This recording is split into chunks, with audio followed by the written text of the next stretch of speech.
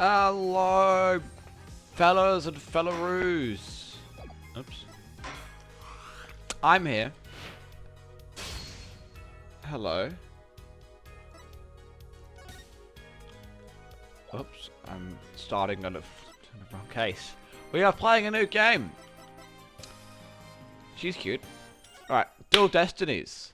Let's fucking 2013, apparently.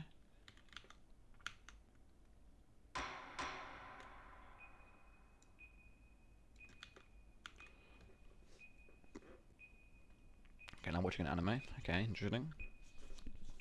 So there's a bomb. Yeah! A new arrow type shit, baby. Let's do it. Woo! Fuck yeah. We're hyped for this.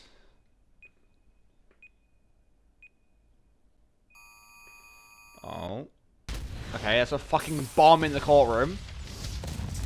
Excuse me? What? The fuck?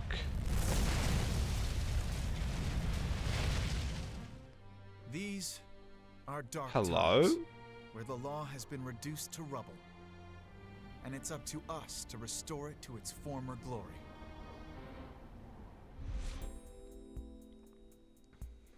The fuck is going on? I know what you mean.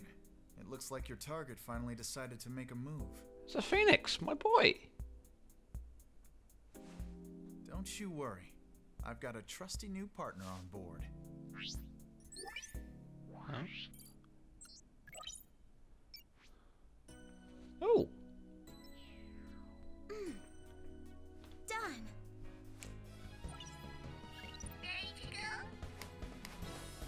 You bet. Let's do this. She's been with us for half a year, though I can hardly believe it. Anyway, her power will be our greatest weapon. Okay, she's an idiot. Are you alright, miss? So she's a dumbass. Okay, that's good. Yeah, it's for this very reason I returned. Time to bring it to an end. My boy a lawyer again. Look at him, he's shaved! Man, he looks handsome. Look at my king. You look great, Phoenix. And the back! Yes! He's back. Oh, my boy is so back. My boy is so back.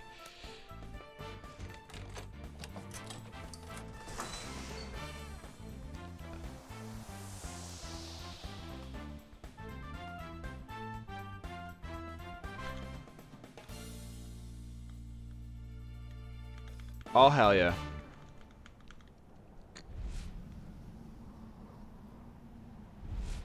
Okay, Apollo's here. He looks badass.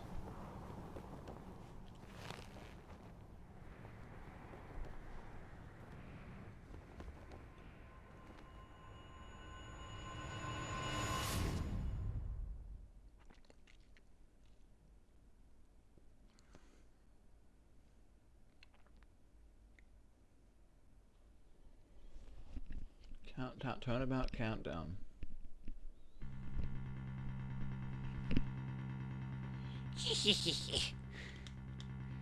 The best thing about bombs is how they erase and destroy without discretion.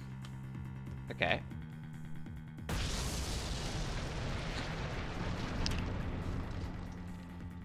But why? Now all I have to do is pin everything on that little girl. Well, that's not very nice. Bro's trying to pin a fucking bombing on a little... Oh, this is... Oh, they've updated the fucking defendant's lobby. Look at this. Look at how beautiful this place looks. Nope. Not for nervous at all. Okay, I'm a girl now. I can't do a girl voice.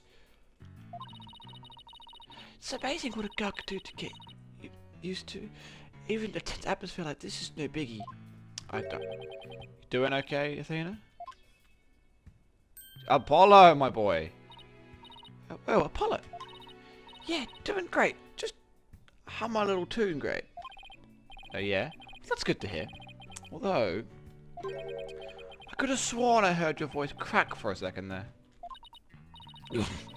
I'm that transparent, huh? Cracking? No! What isn't cracking? There's a still I tell you. Aha. I bet. This is Apollo. Yeah, thank you. Actually, no. I actually had no idea. He's a fellow lawyer at the office I work for. Apollo is the lead for the defense in this case. But I'm going to be there at the bench with him, doing what I can to help out. But I'll do whatever it takes to defend Junie. Okay. Speaking of steel, how are you holding up? That explosion really did a number on you. I'm just happy that you're okay, Athena. Although, I can't pretend I have no connection to this case. That's why I'm going to see to it that Juniper's name is cleared. And I'm sure you feel much the same way. Got that right. I won't rest until Junie is completely clear of all suspicion. Okay. Apollo, Athena. Oh, it's just Juniper. Thank you for doing this for me. Junie! Oh, okay. Pardon you.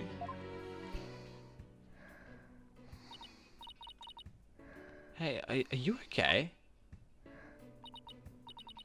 Sorry about that. I always seem to go into coughing fits whenever I get nervous. This kind of thing never happens at home in the forest, though. This is Juniper Woods. Yep. She's my dear childhood friend. And she's also our client for this case. The news keeps repeating that Junie is the alleged bomber. Aha! That's ridiculous! There's no way Junie would do anything like that. I hope not.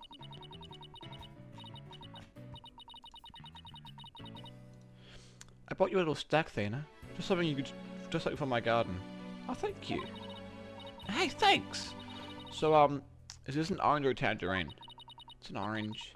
My grandma says that orange is the color of the strength and endurance, which we're gonna need for this case. I get it. Strength for the trial, right? Junie, you're always so good to me. Gee, look at me, standing here, clutching an orange to my chest with tears in my eyes. Well, don't you worry. It'll be so powerful in there, they won't even know I hit him, right, Apollo? Yeah, that's right. With confidence. Come what may, this is one trial. We just can't. Apollo. He's dead. Apollo! Apollo? Okay. Maybe you should rest. Blood slipped through his hand as one of his wounds must have reopened. All the time he was trying to put on a brave face, but he was really overdoing it. It does seem that way.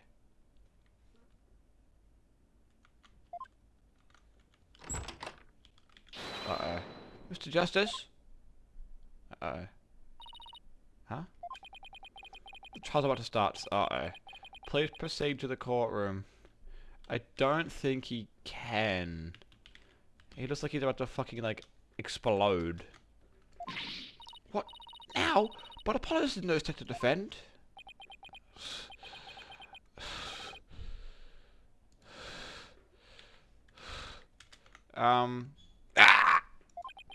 I have to defend Juniper. No, I'll do it. I'm the best defense attorney. What are we gonna do? The trial's about to start with or without us. There's only one other option I could think of at a time like this. But even if I called him now, he'd never get here in time. No, wait. There's something else I could do. Yes. You can do it. Apollo, give me all the evidence for this case. Huh? What are you gonna do? Bailiff? Yes, miss? The defense would like to submit a substitution of attorney petition. Athena! You're not seriously. You just concentrate on getting better. I'll defend Junie. All by yourself? Athena, stop for a second and think about what you're saying. You've never once taken a case on alone before, right? No problema. I can handle it, I think. I believe in you, Athena. You've got this, girlie. But I guess it's really up to you, Junie. Would you be okay with me taking over? Sure. I believe in you, Athena. That's enough for me. Okay. At least she believes in me.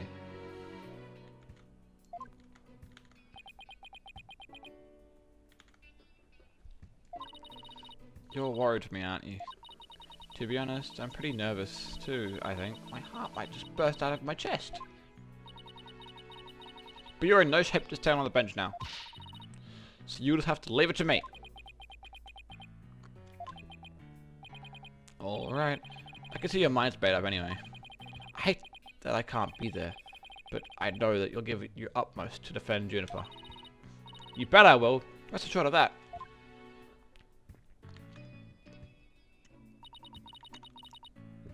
My name is Athena Sykes.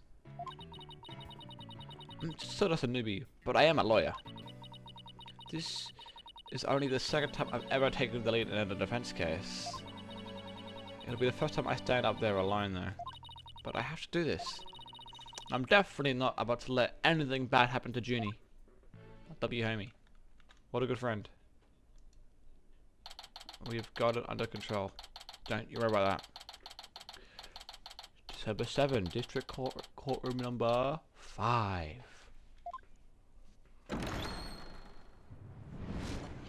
That's new. Court is now in session. All rise. Oh my god. Wow. Judge, look at your new spot, my friend. Look at you. You look beautiful. Your bald head is even more shiny than usual, my friend. The defense is ready, Your Honor. Oh, for fuck's sake. The prosecution is also ready, Your Honor! Uh-huh. Now, what is the meaning of this? I was under the impression that Mr. Red Monkey would be my opponent today.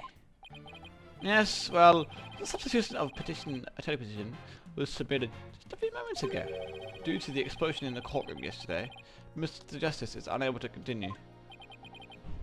I see. Not surprised to know he used that as an excuse to run away. With me as an adversary, who wouldn't want to feign illness in order to escape? What? The nerve of that guy! I'm gonna give a piece of my mind. Well, I would if I wasn't so nervous. Ah, this arrogant jerk. You arrogant jerk! No, Widget! Is my hearing getting worse? I could have sworn that I heard the defense say something just now. No, you didn't hear anything at all. Especially not from me. How odd. I could have sworn I also heard something. No, you're both getting old. Oh, that would be my indispensable partner, Widget. He sometimes puts up what I'm thinking. Well then. That's okay, then it's a clear contradiction to what you just stated. Oh, shut up, you idiot. A contradiction? You just stated that you said nothing. However, that device of yours says what you're thinking. Did you indeed say that I was, what was it? An elegance at work? Exactly. Actually, it was arrogant jerk. No, let's not pretend it was elegant at work. At any rate, what does it matter if it's a red monkey or a yellow monkey facing me? What's this guy, Freezer? No fishing of skull or rookie can defend his witness. Mr. Payne, I believe that's enough. Now let's get back to the case. Of course you went up.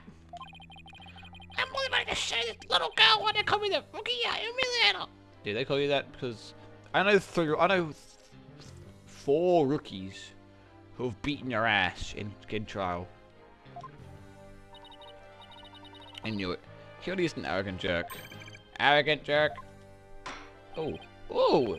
Okay. Judge, you look good, man. Miss Sykes, if you continue to insult the prosecution, I will remove you from this court. I'm very sorry. Just a knee-jerk reaction. Now then, Mr. Payne, your opening statement, if you please. Thank you, Your Honor.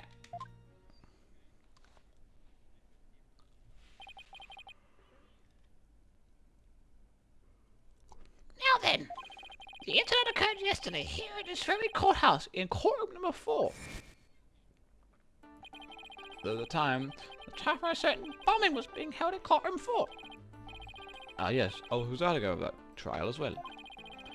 And Mr. Justice was there as the lawyer for the defense. A bomb that was being presented as evidence suddenly went off during the trial. It was a terrible incident, and courtroom number 4 was completely destroyed.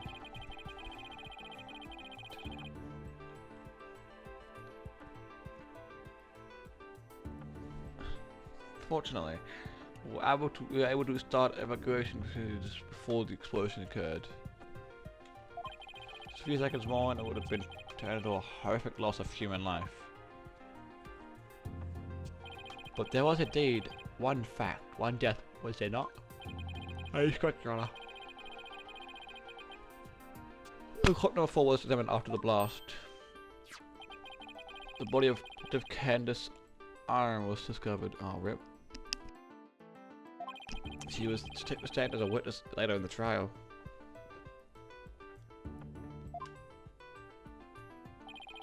Suppose she wasn't able to evacuate in time. What a terrible tragedy. Yeah, real. I must admit. Nice, Judge. I stumbled at least 10 times myself before I was able to escape. You're really good, man. Smashed it. Maybe the court should see about getting you even shorter robes. The victim's body was found near the entrance to the courtroom. I suppose she stayed to the very end to help guide the others out safely. What a hero. Your Honor, allow me to submit evidence, the victim's autopsy report, and details about the bomb. Okay.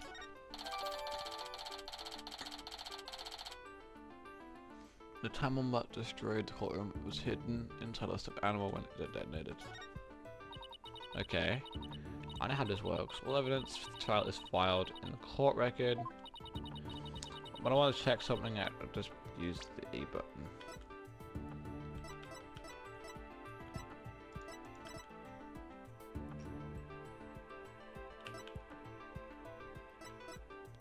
Present the badge.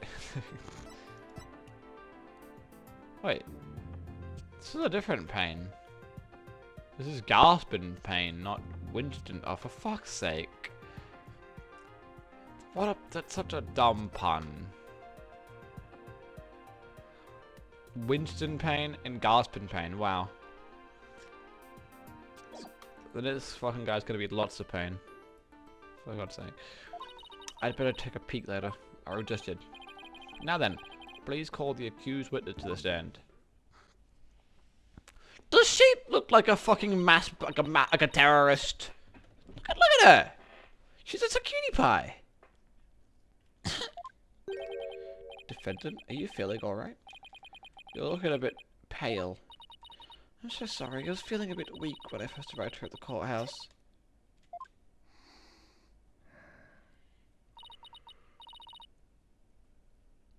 But I'm alright. Ginny's really giving it her all. I better make sure I do the same. If you could please proceed. Your name and occupation, defendant? Juniper Woods. I'm... hi... Bro, she's in high school! Miss Woods, can you please confirm you were in the courthouse on the day in question? Yes? I came to know apologists through my friend Athena, then. And so I was there yesterday. to watch his trial and lend my support. Something's wrong. Jeannie's really scared, so she's gonna fucking make blunders. Did you know I'm also known as the Defendant Humiliator? Looks like I have yet another chance to show everyone that I know that how I earned that moniker. She's arrogant, don't know bounds. I have to protect Junie no matter what. Hey, you arrogant, Prosecutor Payne. Finger point. What is this? Do you want me to demonstrate why I'm known as the Rookie Layer? Wow. Deep breaths, Athena. Then I'll get to you. Prosecutor Payne? Judy is telling you. Okay, well, you'd have to say that because you are her defense attorney. This has also backed up her claim when we saw him in the defendant lobby. And Junie said that he was glad to get to the Lotus. He was glad to get the Lotus route you gave him too. He was? My grandma's Lotus route is good for your eyes. She says I can even help you see into the future. They can. That's present for a lawyer. If that's true, I guess he must have not eaten them. A sweet weak girl like this, blowing a courtroom up? Exactly. I must say, exactly, Judge! Not guilty. End case. Objection! Oh. Objection! Okay. Now, Your Honor. The little testimony of innocent appearances fool you. The defendant had a motive for committing this crime. That's not true. I never had any kind of motive. And I didn't even know the lady who was killed. I admit the investigation didn't turn up any connection between the victim and the defendant. However, that doesn't mean the only thing that doesn't, that's in a way, the only thing that does is that her objective was the destruction of courtroom number 4 itself. Hey, what's that supposed to mean? The world would... Why in the world would Miss Wood want to do that? It's a very good question. Coming from a novice such as yourself. But first, a question for the defendant. Have you ever been brought up on false charges? What? Well, why? Yes, I have. Oh? And did that experience cause you to harbour a grudge against the court system? Objection! Now wait just 1 minute here. If that kind of thing was a motive for blowing things up, then every one of our clients would turn into bombers. Yeah, I mean, she's not wrong there. It's a valid point. We wouldn't have a single courthouse left standing in the land. I concede the accused isn't the only one who might bear resentment against the courts. But Miss Wood is the only person who could have committed this crime. Why? Because we have found some decisive evidence that proves the defendant's guilt. Decisive, huh? I'll believe it when I see it. It involved a very unique aspect of the bomb itself, Your Honor. And what was scenic about it? It had a flower on me, didn't it? Why don't we have Miss Sykes answer that question? Me? I noticed that you appeared to be very nervous. Well, gentlemen that I am, I'd like to offer you the chance to gain some confidence with such an easy question. Could he be any more condescending? Really? What a thoroughly unpleasant man. L is for loser. Humph. What did you have to say? Nothing. Not a single thing. Now, let's see. What was I supposed to do at a time like this? Oh, I know. The court record. Information I need is somewhere in the court record. Alright, Miss Sykes. Let's hear your answer. What was unique about the bombing that blew up the courtroom? Was it because it was inside a stuffed animal? It was in the judge's pocket. Judge, it was you. Mr. Payne, what kind of a simpleton do you take me for? It was stuffed inside a stuffed, it was stuffed inside a stuffed animal. Its evil intention covered up by a cute exterior. Exactly. Like her. The bomb that went off in the courtroom was indeed hidden in such an animal. There. How do you like that? Not bad, huh? I am fine. Oh my god, Phoenix. Oh my god, Apollogenesis. Just like I said from the start, I can do this. Yes, as I recall, the bomb was indeed a stuffed animal the whole time. I never even got to take a look at it. But what connection does this impish element have to do with the defendant? The answer to that question lies in another bit of evidence, which I have here.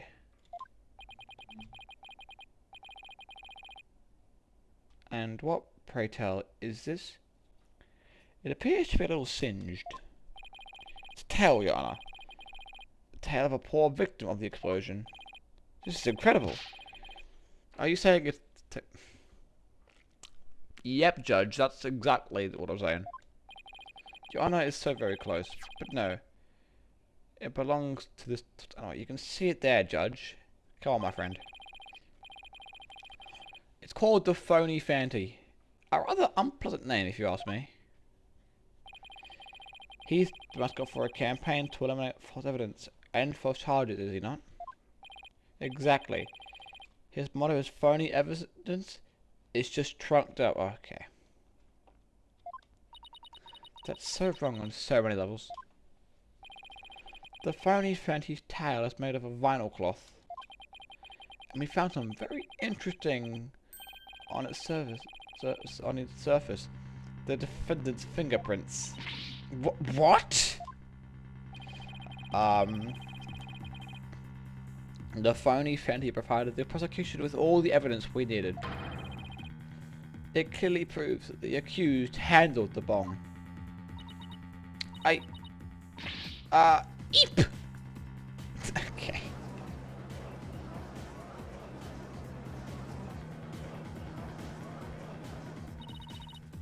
That doesn't make any sense. Why would Judy's fingerprints be on it? There does appear to be pretty irrefutable evidence. The court accepts it into the information. Okay. The tail recorded. That's awesome. Miss Wood, do you have an explanation for this? I don't understand. How about you, Miss Sykes? Do you have any plausible explanation to refute the satisfy of the evidence? Well, I can't do it. I can't think of a single thing. But I better come up with something for Judy's sake. If you can't produce an answer, we could go straight for the ruling. If you, oh yeah, let's do that. No, I have to say something fast. Oh no. I can't get my voice to work. Why now of all times?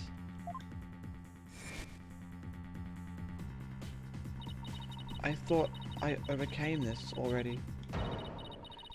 Maybe I'm still not ready to stand in court. Oh?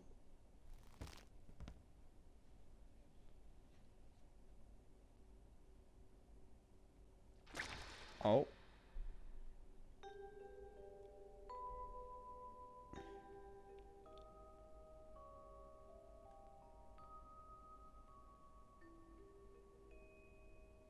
Oh.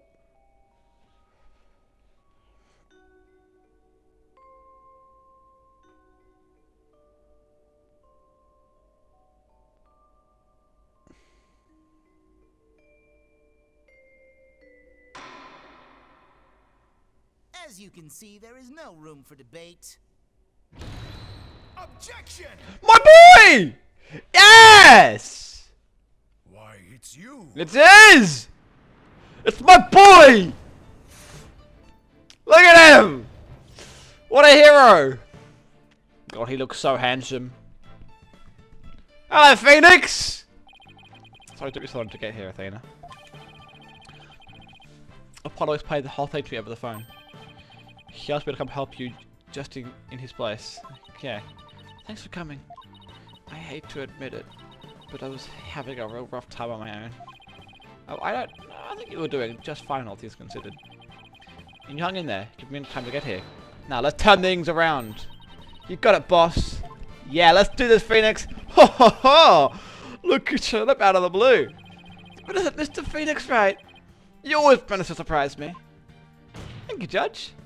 Your Honor, Mr. Payne has called for an early ruling. But I believe there are still many things that need to be deliberated. How did Miss Wood's fingerprints wind up on the animal tail? How was the bomb even detonated? Until these questions are answered, I assert it's impossible for a fair ruling to be made. You are absolutely right. Let us continue from where we left off. I assume you have no objection, Mr. Payne? None, not all, Your Honor. What a cutie pie. Miss Woods really looks like she's having a hard time. Judy's really struggling, Mr. Wright. I get the sense she's afraid of the court itself. Cliff yesterday? Yeah. It was understandably very traumatic for her. Poor thing. And here she is, back at the courthouse again, being so brave. I'd like to make a request, Your Honor. If not possible, I'd like to have Miss Woods rest in the lobby. Given the defendant's condition? Very well, I grant a special permission. Thank you, Judge!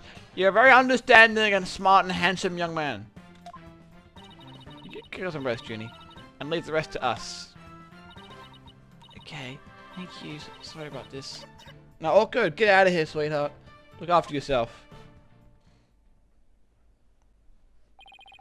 Phoenix Wright. I've been looking forward to meeting you. It's been a while, Mr. Payne. Hehe. You're more clueless than I heard. I do believe you mean, how do you do? For I am Gaspin Payne. I am the young brother of your long-standing rival, Winston Payne. What? Long-standing rival? Why do we have a rival, let alone long-standing? They're important questions, Phoenix. You'll say, Mr. Wright. I will cleanse Winston of the disgrace he met at your hands. Looks like this royal pain is going to be as thoroughly unpleasant as the other. Your Honor, the prosecution would now like to call a decisive witness to the stand. Again, as Phoenix said last time, the decisive witnesses are never decisive. They're always, in fact, the guilty ones. Or useless. The witness will testify as to how the accused detonated the bomb in the courtroom. Very well. Please call your witness, Mr. Payne.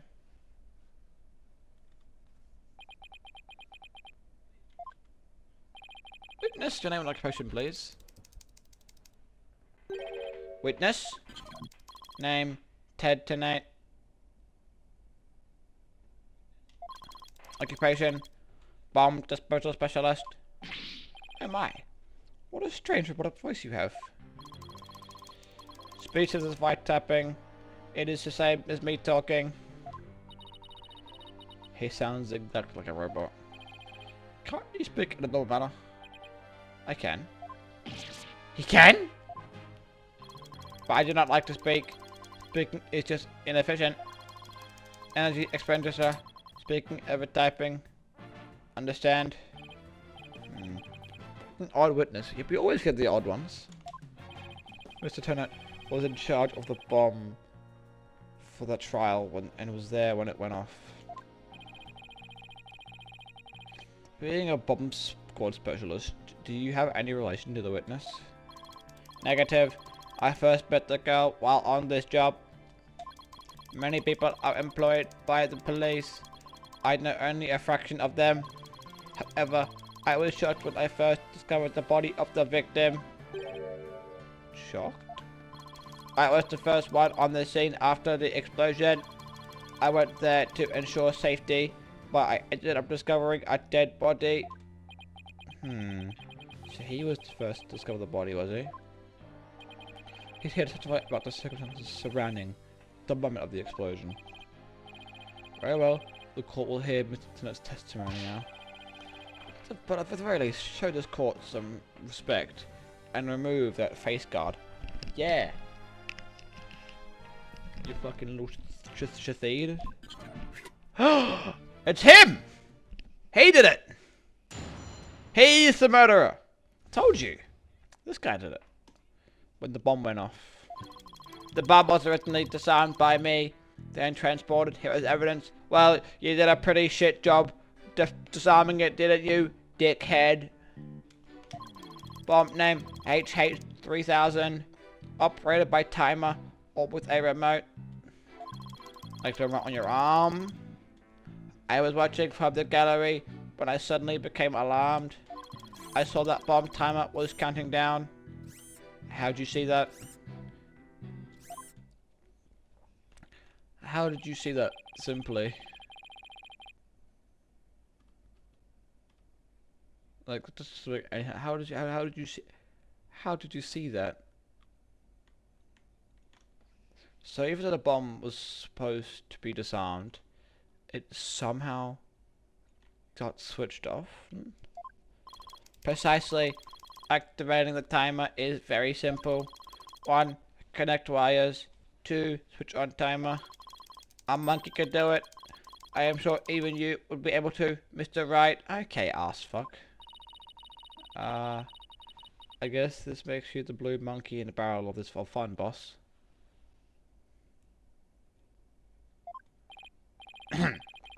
I thought to begin my examination.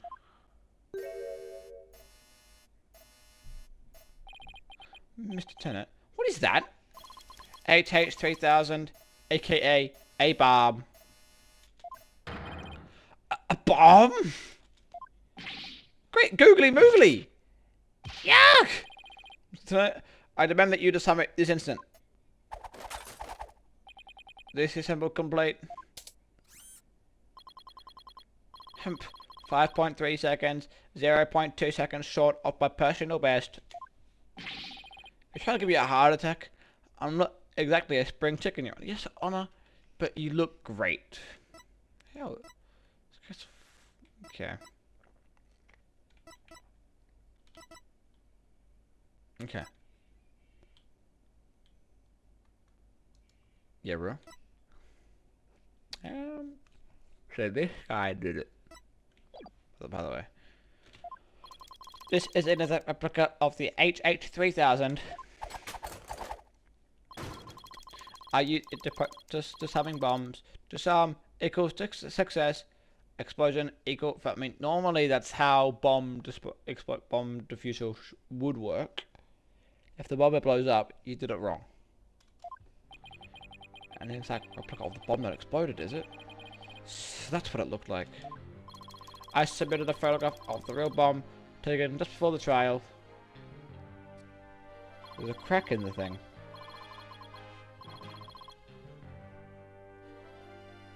Dimensions 10 inches. Height x 10 inches. Wide x 10 inches. Weight 12 pounds. A perfect replication. Your bomb does appear to be very good at copy indeed. Oh yes, however, I could not replicate the detonating. It's very puzzling why it's set up. It is regrettable that I don't believe you. Witness, that's enough. There's no need to replicate anything here. Okay, we have the bomb. Okay.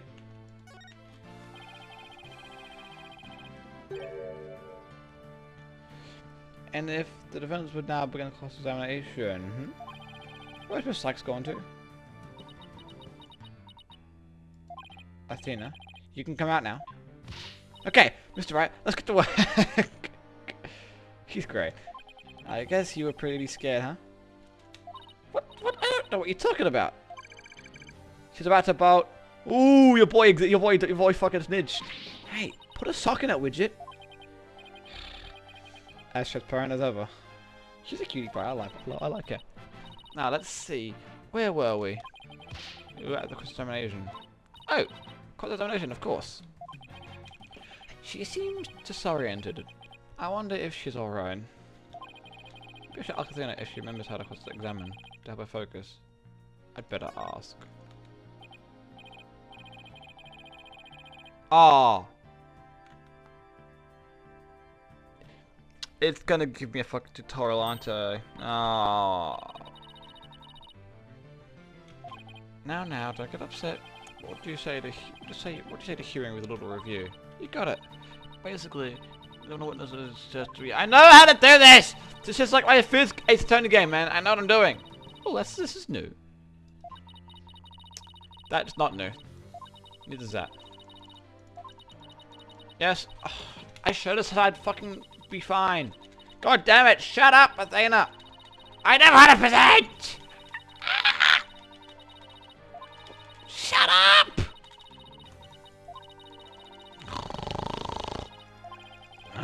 Okay. Please shut up. Please shut up. Please shut up.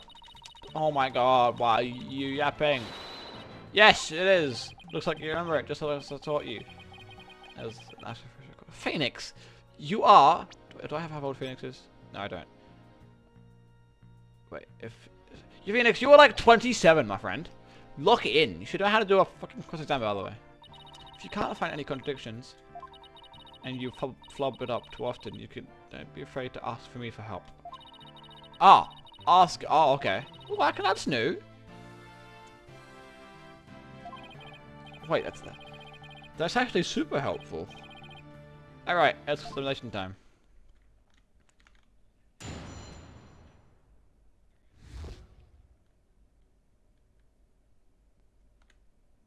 Off when the bomb went off. The bomb was originally disarmed by the me transported here. Okay. Bomb name. Yep.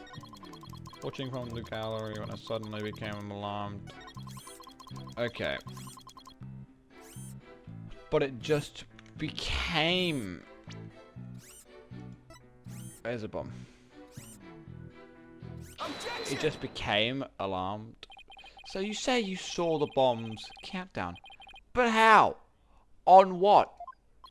Of course, I saw countdown to 0. Yeah, but on what, buddy? Because if you look, one,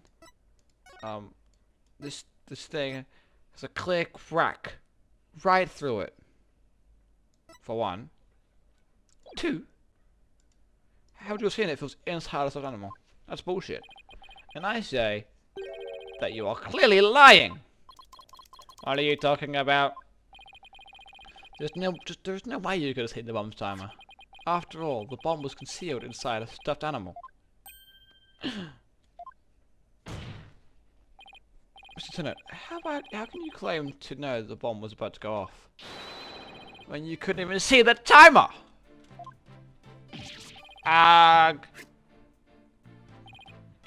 What? No. It does seem like a glaring inconsistency indeed, witness. How do you explain this? Well, oh, that was great, Mr. Wright, thank you. You found a contradiction right off the bat. Always remember, Athena. When you find an inconsistency in a witness testimony, there's always a reason behind it. It could be a lie, a hidden meaning, a secret, whatever it is. It's up to us to dig it out. Yeah, I know how to do contradictions. Now the question is, what can we find out of Mr. Him? Well, let me see. No. There must be some mistake. Oh, yes, of course. I remember now. The sound. I knew because of the sound. Oh, of course. How convenient. When the timer of this type of bomb is switched on, it beeps softly. Beep, beep, beep. It's the sound of bomb counting down. A beeping noise, you say? Perhaps it would be possible to notice that. With the bomb, but then wouldn't you have noticed it? I simply made a mistake. My bad. Objection! No, bullshit. How in the world did you hear such a tiny little sound all the way from the gallery? Listening for the sound of bombs. Timer is an integral part of my work. I constantly undergo training so that I will never miss it. I hardly think training would help you here. Something of this so far away. What now? Are you making light of the fine science of just humming bombs? It is a solemn mistake that I put my life on the line to life perform. What kind of specialist would I be if I could not hear a bomb's timer? It's like this. It's not like assembling a toaster, you know. I was just showing off. You keep asserting that the sound was too tiny to hear, but the only tiny thing here is your skill as a light. Well, that's not true. Being mistrustful is not an attractive quality, you know. You're just overflowed with attractive qualities, are you? Yeah, but of course he is. Or perhaps you have some proof that Mr. Tennant did not hear the sound. Well, no, but it still seems totally suspect. It does. But it's going to be really hard to yeah, it's going to be really hard to prove that bullshit. Even though it's clearly a lie.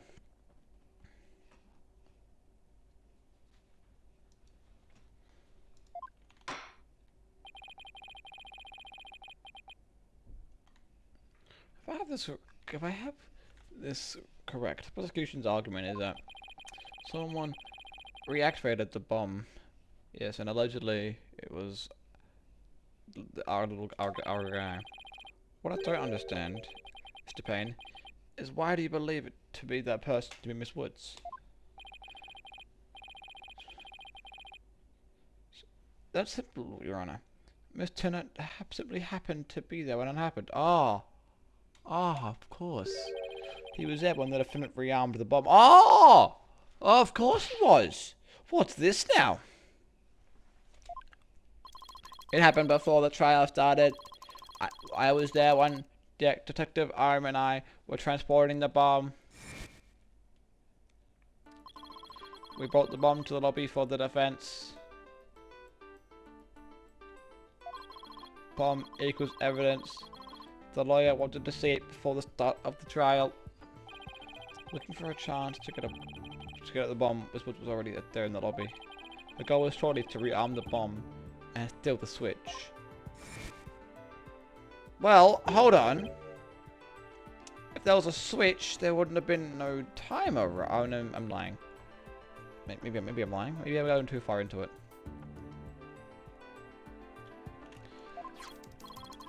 Yes, the switch that controls the bomb remotely. Duh. It's been missing ever since that incident. I am partly to blame. I left the bomb and remote on top of the transport case, and they were rearmed and stolen while I was talking with the lawyer. The defendant then used the right from the courtroom to start the timer. Objection!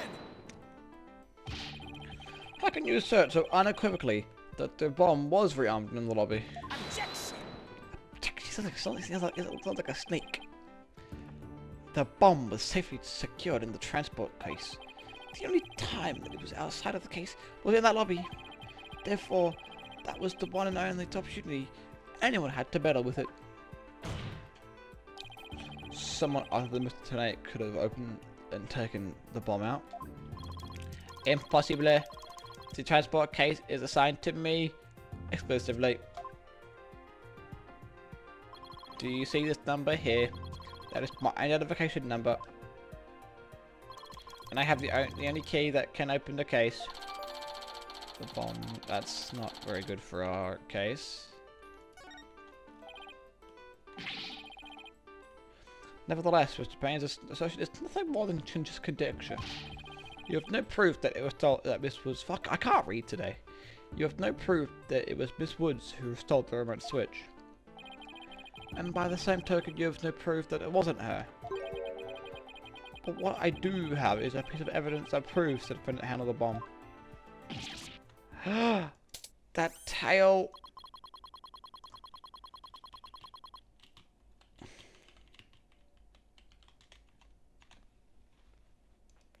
Five minutes, 24 seconds, 2.3 seconds. Deciseconds. The defense has run and landed a mere 5 minutes.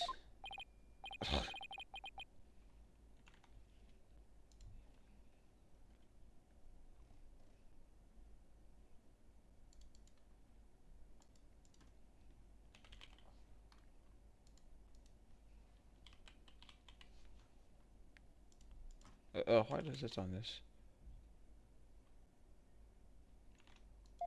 Talk about a rotten hand. As long as... I get it, because you used to play poker, Phoenix. Haha, haha, haha.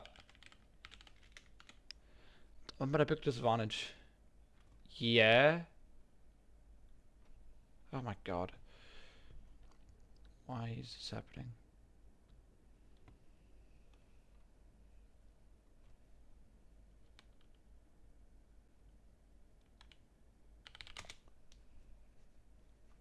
Oh, fuck off.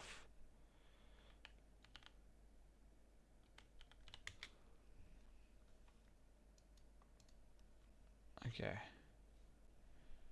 Save. Okay, we're back. Okay. As long as I have her fingerprints as a trump card, I'm at a big disadvantage. Yeah, real?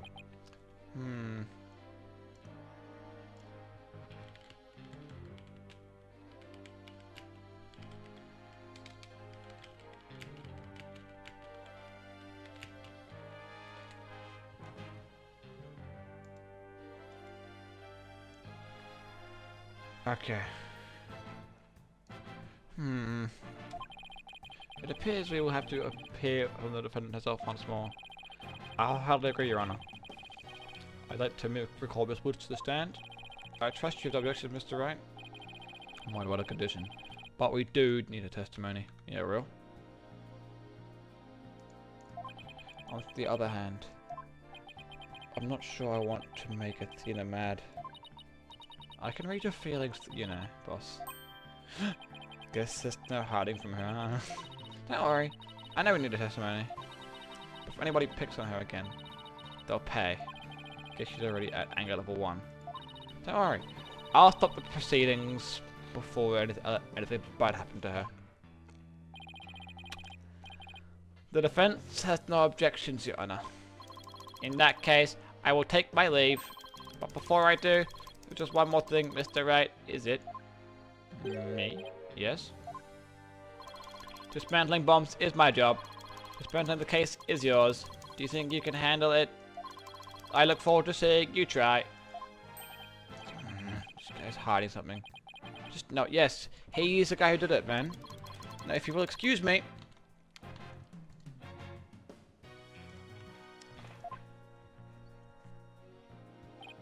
Bailiff, please go out to the lobby and bring back the defendant. And keep that guy here. No, look at the poor thing. Look at that. Aww. No, it's okay. Look, can we not badger this woman, please? Look at her. Poor kid. She's going through it, man. Ginny. Hey, Athena. Aww. Poor thing. She looks even worse off than before. Don't worry, Ginny. We're here for you. Thanks, Athena. And I'll do my best too.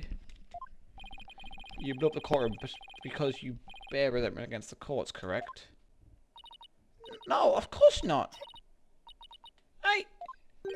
What's that you say? I can barely hear you.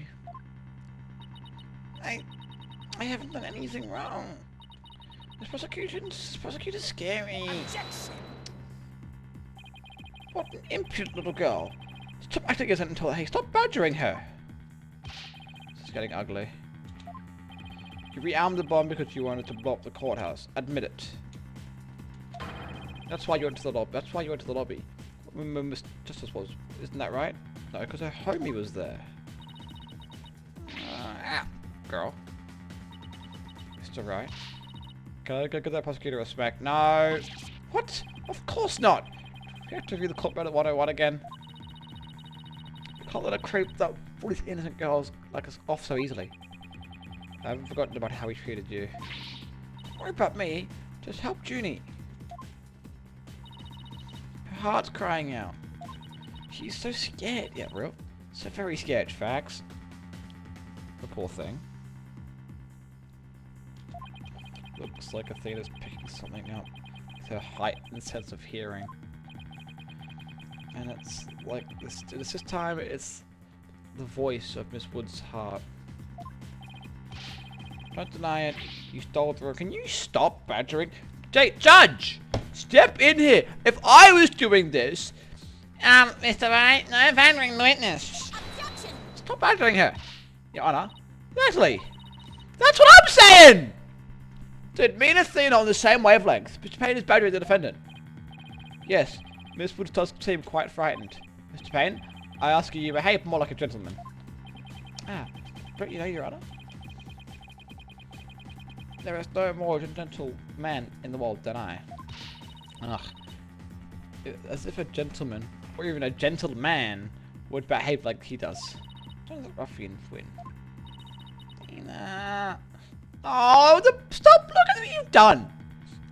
No gentleman makes a woman cry, you arsehole. Punch her in the face. No one said that. How dare you call a gentleman such as I a rude ruffian? I'll have you know, I attend a manners class every Saturday. Ooh, congrats. I'm more than just a gentleman. I am a gentleman.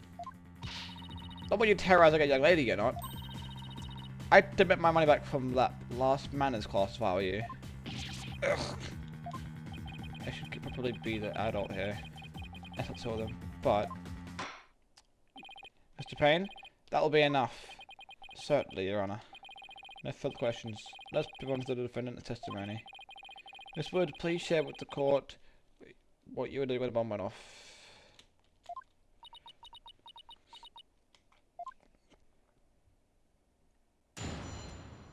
Okay, you got this. You got this, Queen. You got this. I believe in you. Oh, that day, I was watching from the gallery. The time bomb went off, and rubble started falling. It fell up of me. Oh, poor thing. But I feel like you're lying there, because if that fell on you,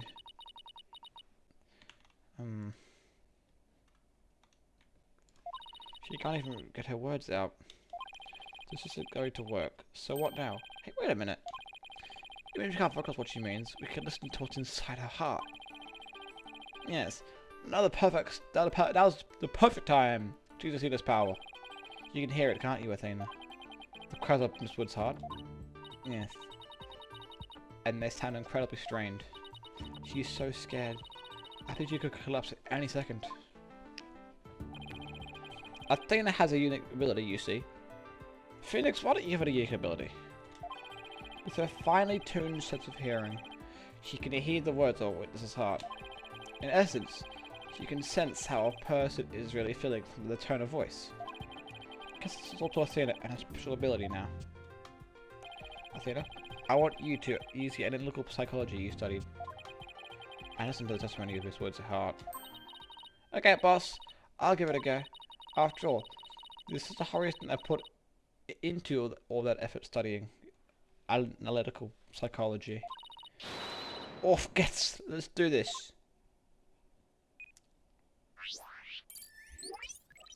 Okay. We're on Google now. So your holographic thingamabob can show how Miss Woods is feeling. In a nutshell, yes.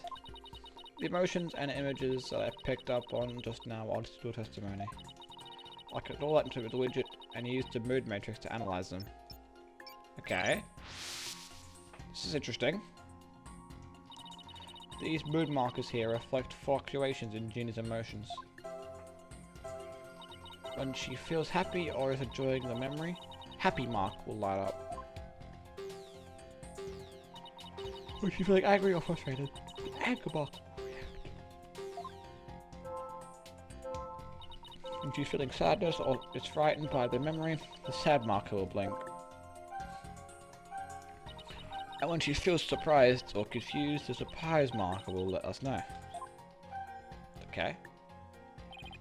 Do a special ability and we'll just mood metric program. You know how Miss Woods is feeling.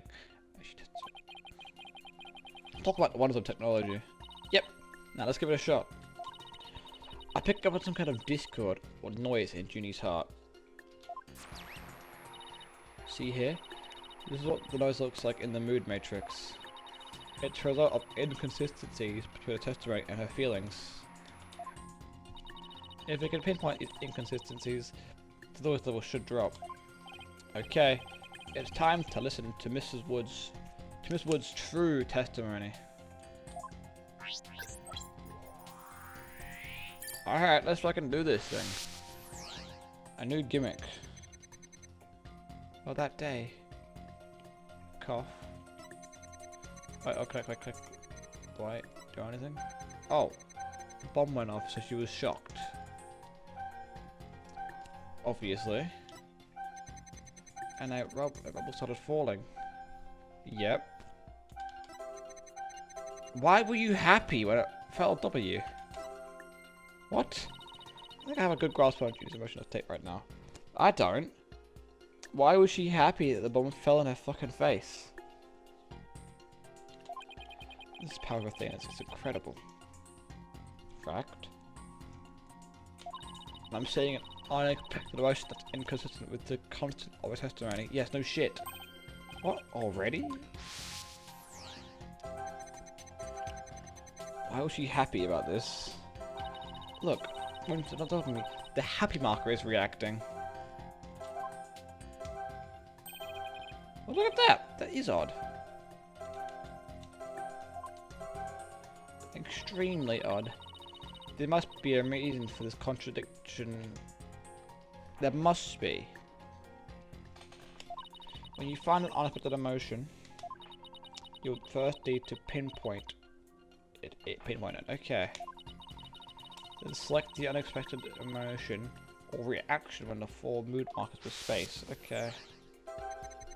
So that one. Midget is registering this joy when Miss Wood recalls rubble falling on her. There must be a reason for this unexpected emotion. Yeah, well, I would hope so. I'd hope that she wouldn't feel joy from a fucking rubble falling on her face. Miss Woods, as the rubble was falling, there was also something that made you feel happy? What? Mr. Wright, the feeling of happiness is spreading through Junie's heart. Keep going on this point, and I bet Junie will start to calm down. Great. Let's hear what she has to say. Just as I was about to escape the courtroom, the bomb went off. I was so startled. I tripped over. And then rubble started falling over me. And then Apollo Justice saved her. Which is why he's so injured. But just then... Apollo came and rescued me! Ah, she's in love with the boy! Look at her, look, she's making love hearts. She loves Apollo Justice. Apollo, that's why he's so injured. I guess that makes a lot of sense. He used his own body to shield me from the rubble. That's what he sustained those injuries. How do you feel, Junie? Is there a loved one? There should be a loved one. Did talking about Apollo give you some courage? Yes. Apollo is just like the sun. Strong and bright and warm. Oh, she's actually so infatuated with him. Just talking about him makes me feel like a leaf undergoing photosynthesis. And see, your coughing stopped all of a sudden. Oh, you're right. Thank you, Denny. Thank you, me. I did that. Looks like we were able to draw out some new testimony. Hee, pretty neat, huh? But there's still some noise left. Meaning there still must be some discord in Junie's heart. I'll have to keep going then. Let's input this information and update the mid matrix. It will be good to go. You know what to do, right? When I find an unexpected emotion, I should pinpoint and then put the motion. Yep. That's right. And when you select it from the mood markers with space, we can find the reason for the discord in her heart. Okay. And then we should be able to draw even more new testimony out.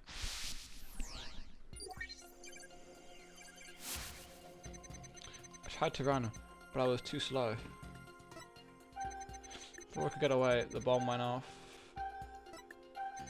I was so startled it tripped over and rubble started falling on me. Thought I was done for.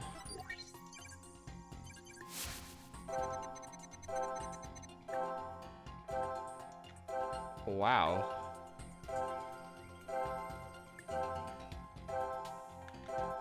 But why were you sad?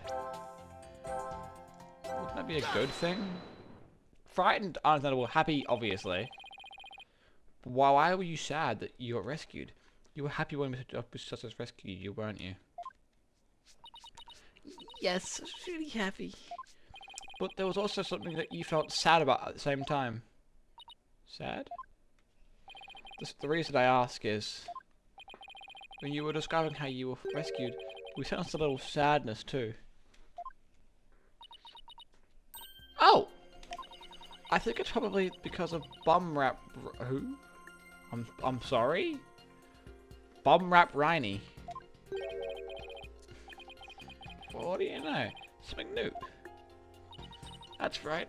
I brought my stuffed animal, Bumrap Riney, to the trial with me. Bumrap Riney and Phony Fanty are brothers. Who knew that the legal world could inspire a whole lot of merchandise? I had Bumrap Riney with me while I was watching the trial. But it wasn't until Apollo saved me that I realized I had lost him and I was running away. My poor Riney. It's maybe...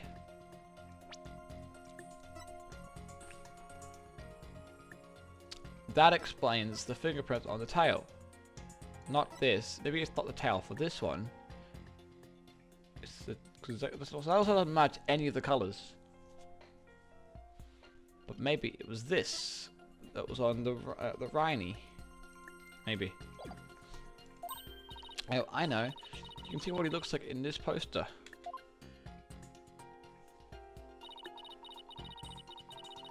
Aha! I was right! Look at that! Look at that tail, right? Phony Fanty and Bumrap Riney, huh? Nothing against the campaign, but why would an elephant and a rhinoceros? Yeah, well, that's a good question. Mr. Wright, I don't see any discord to his heart anymore. She is completely at calm.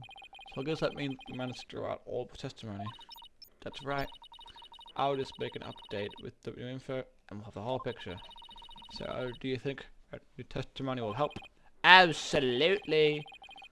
I don't know what I would have done without you, Athena.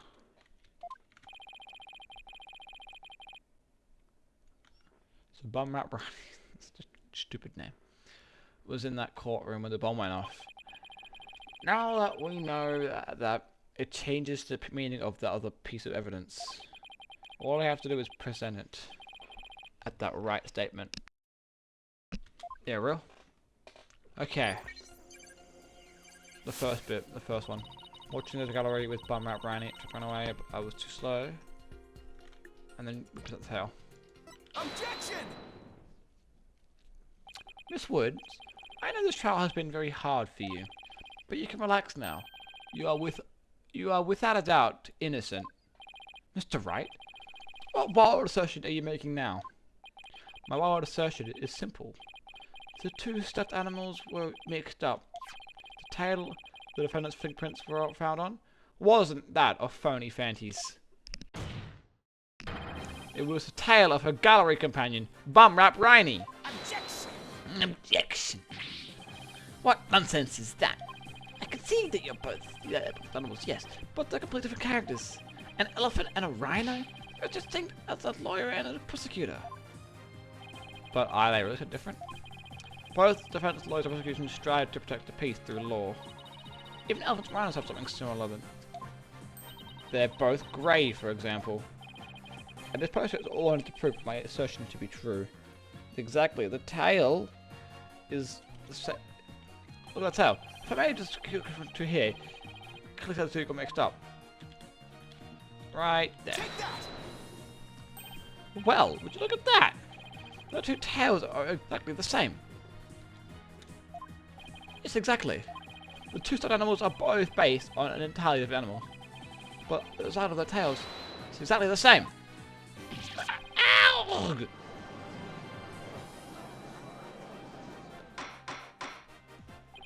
Order in the court. As long as the possibility exists that the tail belongs to Bum-Rap Rainy, we can no longer consider it to be decisive evidence. As things stand, I consider the charges against the accused unsubstained. Wouldn't you agree, Mr. Payne? Oh, yes, of course, Your Honor. Yeah, you're fucking shit, bro. Oh, that was great, Mr. 8. You turned that thing right around. All thanks to you. Yeah, but still never yet, though. But at least we managed to hold up this long. I believe that brings our proceedings for today to a close. Mr. Payne, I'm afraid you have some serious investigating ahead of you. Yes, Your Honor.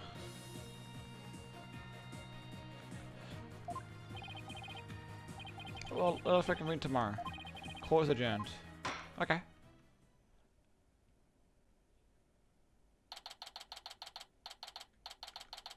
Oh, so it's already the next day. Okay.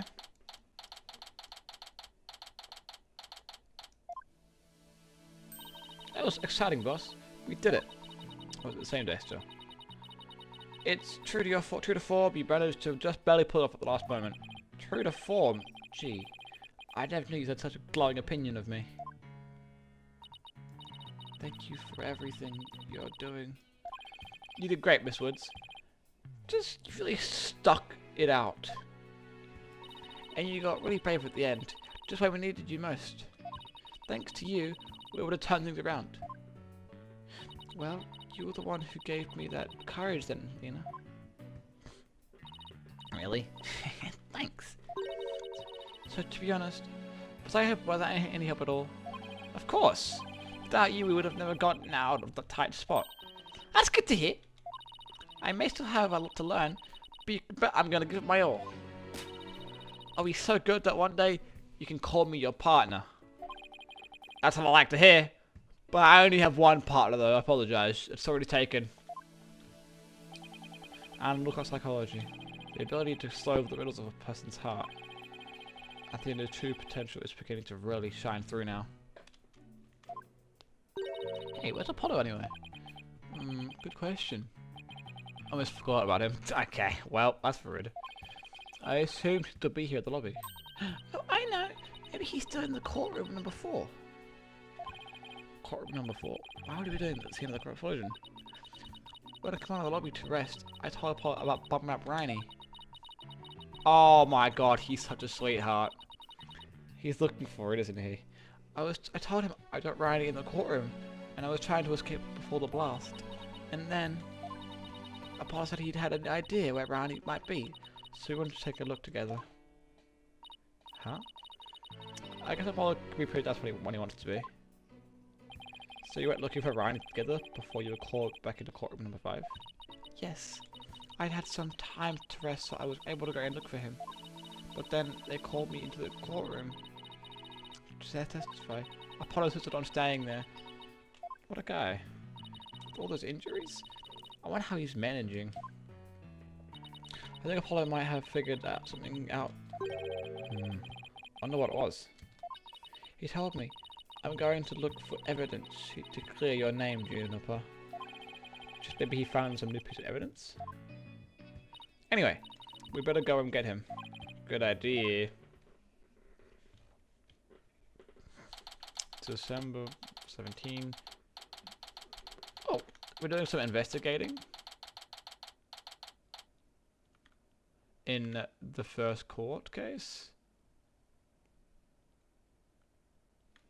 This is rare. But normally it's just trial and then trial. Where are you, Apollo? Trial's over for today. Thank you. Happy. Come on, I know you're... Oh my god, wait, is he dead? No. Apollo got fucking jumped, bro! By a rock! He got fucking murdered, bro! What kind of fucking... What the fuck happened? My bro was left alone for 20 minutes ago, fucking jumped by a rock. Well, I guess for not doing an investigation. Okay. Fair income. Alright then.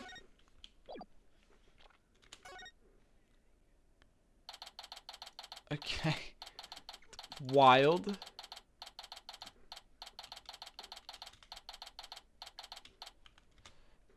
That's interesting. December 18, 9:34. District Courtroom. Defendant lobby number 5. This is exactly how I'd envisioned the second day of the case to start. Not particularly. But given how things ended yesterday.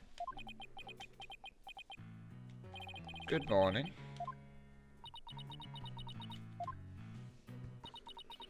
Guys! The mood sure is tense. Not that that's any surprise.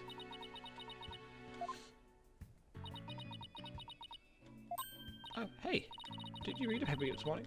Huh? The paper? That came out of left field. You didn't read it? Yeah, big news. Somebody spotted an abominable snowman way up in the mountain. Tell me you know the difference between a paper and a tabloid, Athena. It might show up in the forest where you live, Genie. So you better watch out, okay? Oh, I know what she's doing.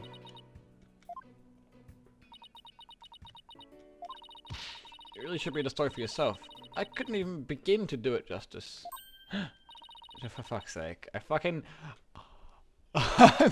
knew it. I knew the second she mentioned justice, she's gonna pat out. Like, huh? Oh, poor Apollo. And it's all my fault. No, it's not your fault at all. Nina! Oh, Judy, what was I thinking? I'm so sorry. Okay. You said the word justice. That is not your fault. What we found yesterday was not Apollo's dead body. Thank God. Okay. He's been assaulted by someone with a blow to his head and was lying unconscious.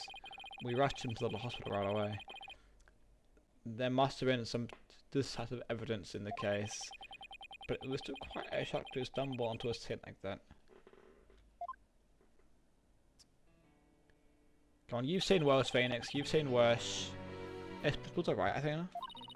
Well, I managed to get it to stop crying. And now she's resting on the sofa over there. I guess she really feels responsible for what happened to Apollo, huh? Poor Junie. She believes that the Reno Apollo was attacked. It's because he was helping her look for evidence. Yeah? Guess I can see why she'd think that. That's also what I think as well. By the way, how are you doing? Who? Me? Yeah, you. I know you're concerned about Miss Woods, but are you alright? Me? I'm doing just fine. I mean, yeah, it was a huge shock. But I'm alright. People who studied analytical psychology are great at times like these. After all, they learn how to control their own emotions too. Somehow, I don't think that's as easy as she sounds. But there's no denying it. She's a road trooper. Paul doesn't remember a thing, does he? Yeah. He can't recall anything from the time right before he was assaulted. Nothing about what he was doing in courtroom before or who assaulted him. The doctor said he's probably due to the hit he took to the head. Assaulted in a court of law and losing your memory at that. I know how that feels. Yeah, you do. That happened to you in one of your cases. But who in the world would do such a thing? Mr. Wright? Wait. Just wait till I get my hand on the coward who hurt our Apollo. Now, Athena. I thought you were in control of your emotions. Let's just focus on Miss Woods, okay? But I admit, I am just as upset as you. Okay, boss, you're right. Apologize, Caleb can wait until after you feel clear to Junie's name. That's the spirit! Now, let's see. I better check out the court record one more time before we start the trial. To Mr. Wright, I'm ready whenever you are. We haven't got anything new. You bet. Alright, let's fucking do this shit, baby! Let's go! Let's fucking object to some shit, bro.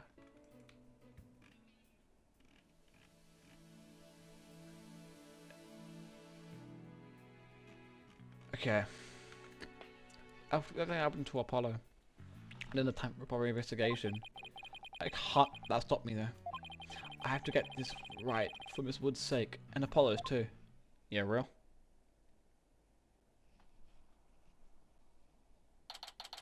December 18, 9:50 a.m. District courtroom number 5. Down, out, down. What if I hear that orbit on this sake of the game's intro? Court would I recommend for a trial of Junior Wood. Prosecution is ready, Your Honor. The defense is also ready, Your Honor. Now then, I believe I instructed the prosecution to investigate further. Were you able to locate the remote switch in question? I'm afraid the remote switch is still missing, Your Honor. God, you know, if Edgeworth fucking found it. Ooh. God, you sound like my father. I must say, disappointed, Mr. Payne. Not angry, just disappointed. I do apologize, Your Honor. Aha! Looks like prosecution is just as unprepared as I am. There is a separate matter, however, that I would like to bring up during this trial. A separate matter, you say? And what would that be? I assume that you are aware that another incident occurred during yesterday's trial. I'm speaking of course, of the assault on just in the room of courtroom number 4. Why is he bringing that up? Yes. What a truly it was actually Miss Wood. What a truly harrowing experience it must have been. Poor Mr. Justice. At the time of this attack, was not alone. Oh, for fuck this guy! I'm gonna punch this guy in the face. He isn't going where I think he's going, is he? Yep. Prosecution wishes to indict Mr. Woods on the charge of Mr. Justice's assault. I'll be serious. This is not real life. Order in the court.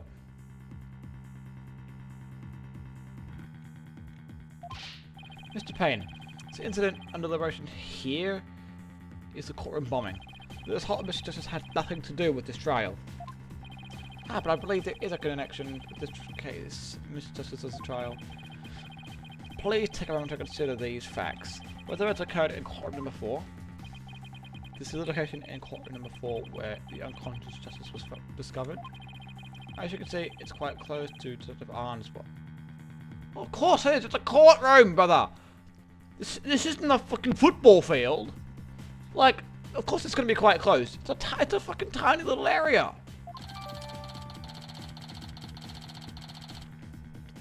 I like how they're making it look like he fucking died. Question is, why did the combat field the need to maliciously attack Mr. Justice? Why indeed? What do you believe there was to be, Mr. Payne? Don't ask him, he's an idiot, man. I do believe he found something in that courtroom while this was with him. Evidence that fingered her as the perpetrator of the bombing. Sorry man, I apologize. No, my bad. I'll stream at a better time for you, King. Please forgive me. I've been streaming at fucking midnight my time as well, so don't even worry. It's all over the place. I mean, he found some incriminating evidence? Precisely indeed, apparently.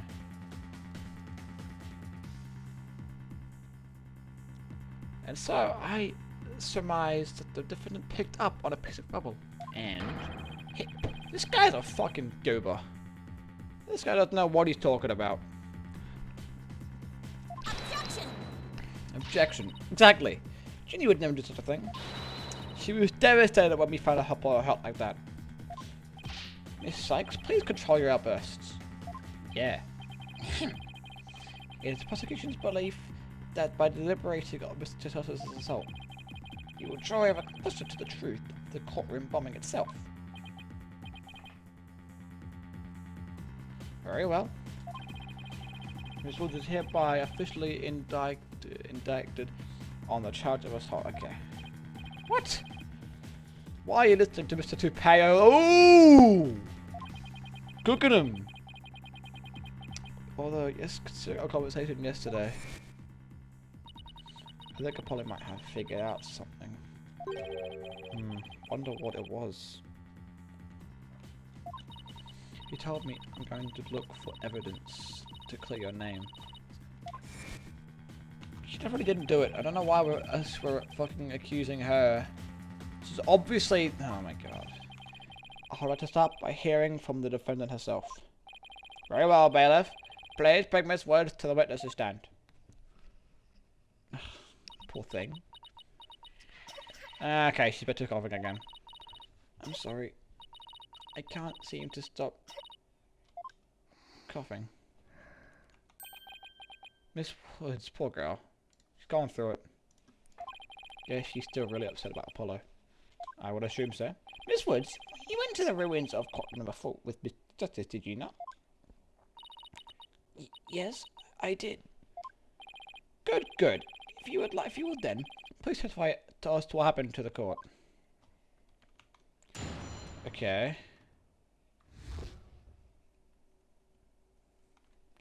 A loon. Follow. During the trial yesterday, I was overcome by a fit of coughing. Apollo stayed with me and we went to the courtroom ruins together. But then I was called back to this courtroom to give testimony. Okay. Apollo insisted on staying behind in courtroom number 4. I swear I didn't attack him. Why would I ever hurt such a kind person? Yeah, real.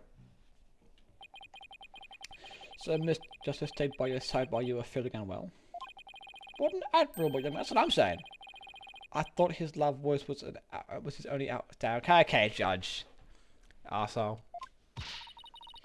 He may look like a little imp at times, but Apollo can be really nice too. Hope she didn't hurt her wrist backhanding that one out. Yeah, damn. But one has to wonder, why did Miss Justice stay behind in the ruins? I think Apollo might have figured out something. Something? What kind of something? Something to do with the courtroom bombing. Kind of something, I think. Oh-ho! New evidence for the case, was it? That's a very big kind of something indeed. Indeed it is. I believe so. He mentioned looking for some evidence when I was called away. Objection! Shut up, idiot. Just as I thought, there is a connection between the two incidents. But the defendant has told a very big lie, Your Honor.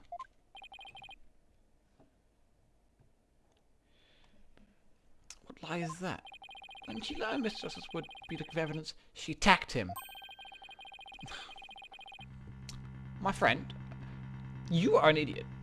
She attacked him to give herself the chance to destroy that evidence. No, I'd never... Objection! Shut up, man! Miss Woods repaid Miss Justice's kindness with violence. Okay. What do you mean my reading is getting quite good? I'm an expert reader! We found the proof of her foul deed there in this courtroom ruins. What on earth? My counting? I might actually be playing a math game. My counting's pretty shit. Did you see it? There, in front of Mr. Justice's right hand. Witness the message he left us. It's written in blood. Oh! WS. Why, isn't that... That's right, Your Honor. It says Woods in capital letters. What? I submit Mr. Justice left us with the name of his attacker before he fainted. Okay, dude.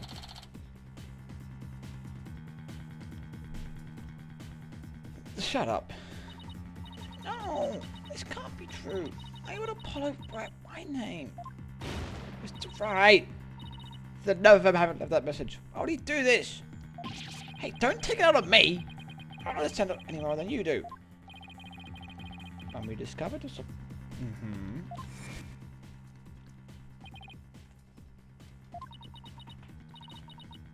There was no fucking writing when we found him there.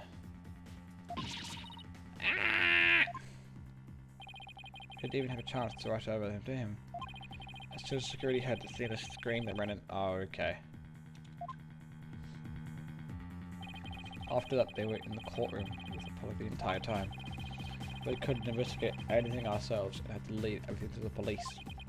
Still, I know that they would find some bloody writing there. Now then, please begin. Okay, okay. Alright.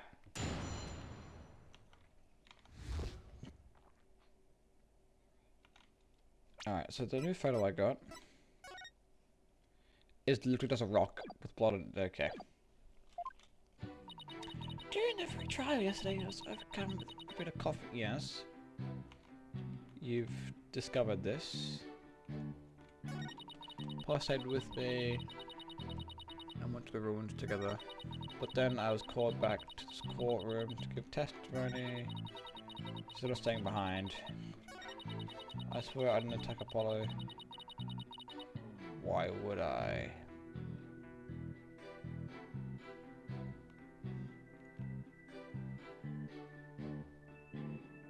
Okay.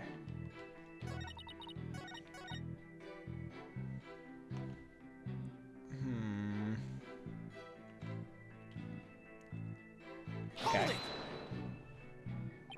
What did you go to the courtroom with? We went to look for my medicine. Your medicine? To stop my coughing. Ah! Your medicine? Why would a medicine be in courtroom number 4? I dropped it in the heat of the moment. Bum Rat Runner, he was keeping my medicine safe for me. There's a little compartment that I can put things in, you see. And Phony Fenty has the same type of pocket. That's where the bomb was.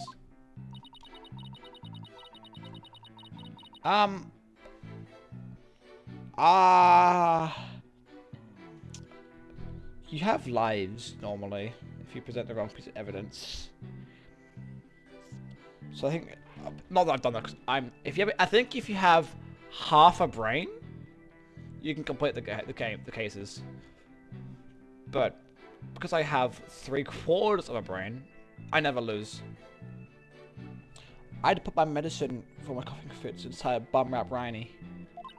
When I told Apollo about it, he said he'd help me look for him. There was so much rubble in there. I was worried, but there was no rubble or anything in front of the witnesses stand. So when we got inside Apollo went straight there and started looking for my Riney in the area.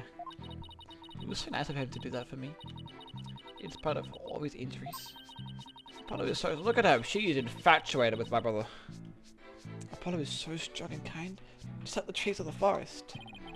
The way she makes him sound, you'd think Apollo was some kind of ancient god. He is. Oh wait. Haha, get it? Haha. Haha. Haha. Because Apollo is an ancient god. Haha. Haha. Haha. Funny. So that's why you went to the ruins. I see. That seems to be quite an important fact. Please add it to your testimony, Miss Woods. Apollo started looking for Bum Rap Riney, but there was no rubble. If there was no rubble...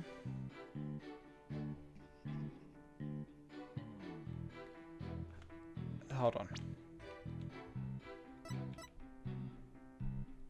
There is the rubble, okay. Then...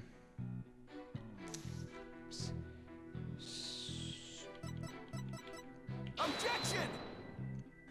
Oops, I pressed the wrong button. I pressed the wrong button. I pressed the wrong button. I pressed the wrong button! I didn't mean to... So this is how you lose cases. Fuck! Press the wrong button! I was looking at evidence.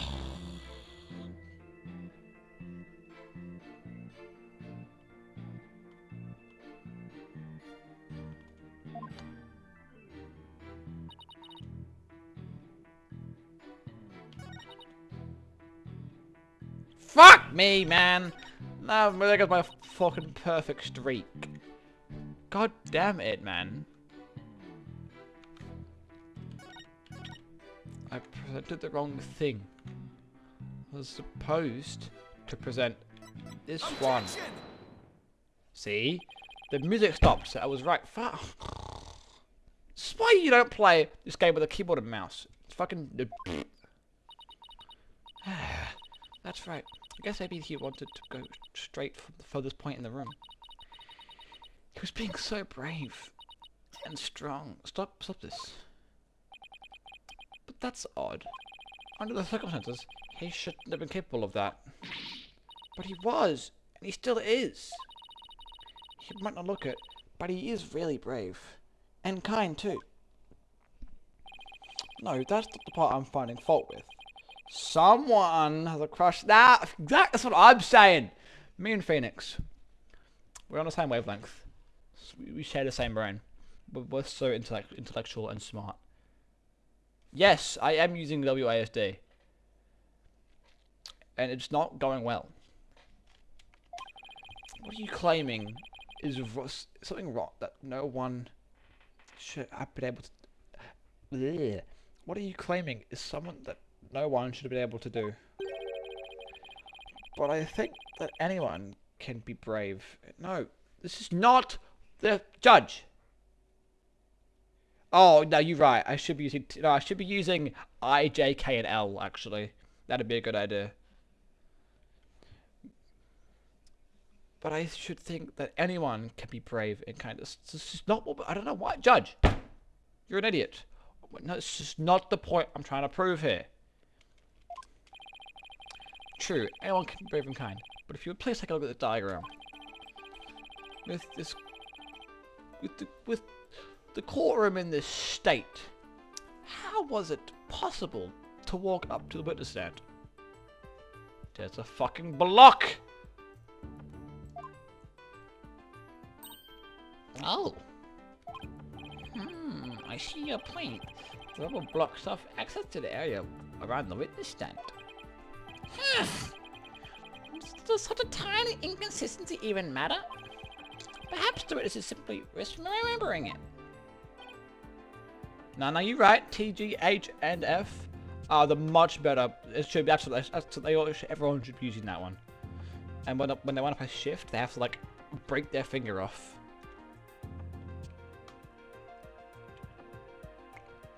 That's a perfect placement. Ugh. Great. No, I'm not so sure it matters. No, it does! This idiot's an idiot. A real man does not make mountains out of a molehill, you know. But that's precisely what Mr. Wright does. Okay. This judge! Shut your mouth, man! Of course slander, that's what I'm saying. So, is it really impossible to approach the witness stand? Have to say, it's a bit hard to tell with any accuracy from just this diagram. Mr. Payne, do you have any other photo of the crime scene? Let me see, Your Honor. Yes. One more thing. Here it is. Aha! I'll pull back version of the photo I presented before. There we go.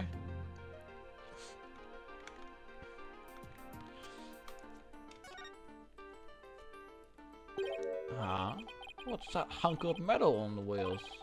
Mr. Payne, is the metallic object in that photo the bomb transport case?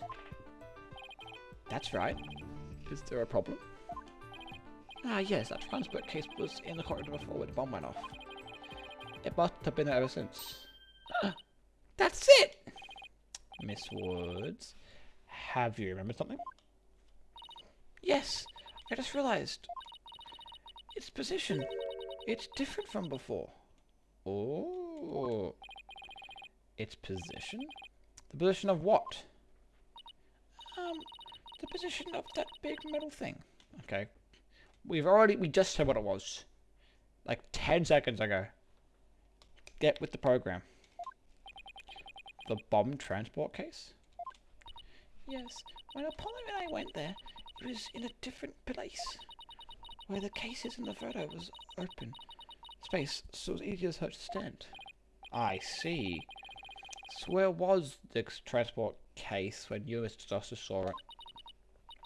As I recall, I think it was more to the right.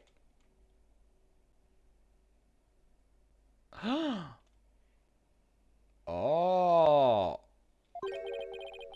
To the right. That means...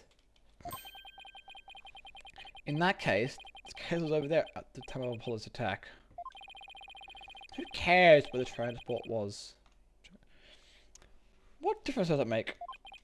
It has nothing at all to do with what we were talking about. Hey, you! Shut your mouth! It has all to do with it, actually! That's what I'm saying, Phoenix, bro. Where the transport case was had everything to do with this discussion. In fact, it's so important that it's enough to turn the prosecution's argument on its ear.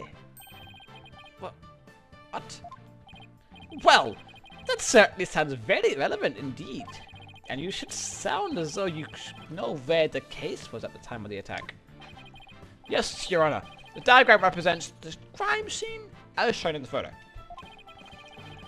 And this is where the transport case was at the time of the assault. Alright, let's not misclick. Okay, let's not misclick. Having to use WASD here is finicky. Right there! Ura! Your Honor, I accept that this... Ow, no, wait, I fucking... Ow. I death slammed. And that cut one. Your Honor, I accept that this is where the transport case was at the time of the assault. But that's... Inconceivable! Miss Woods, was this what the transport case was when you saw it? Yes, that's where it was. Thank you, Miss Woods. I rest my case. It was... Now, you know what? I, Judge, declare this man guilty. Him. He moved the thing. He's guilty. Arrest him. I'm sure the court has noted an interesting fact about this position. The transport case covers up the writing in the blood. Exactly! If the transport case was in that position at the time of the assault, then no message could have been written there, because the case is in the way. Which leads us to conclude that Mr. Justice couldn't have left that body message. Objection! Objection! Why should we believe the defendant's claim that the case was in a different position? She's obviously lying.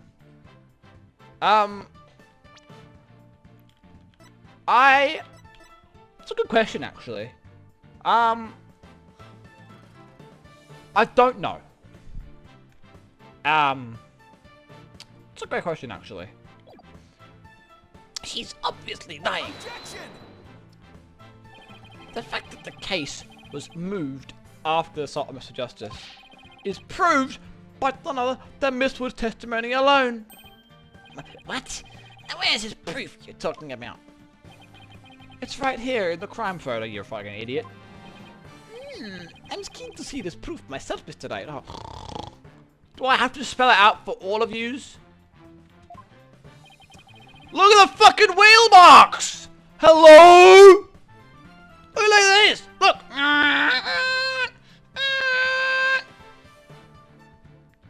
Duh! The fucking track marks! Hurrah! All the proof you need, Your Honor, is right here. Let me guess. I was wrong. I was cooking a bit too much.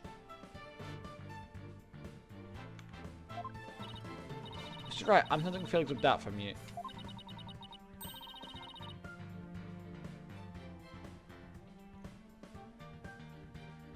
Hold on.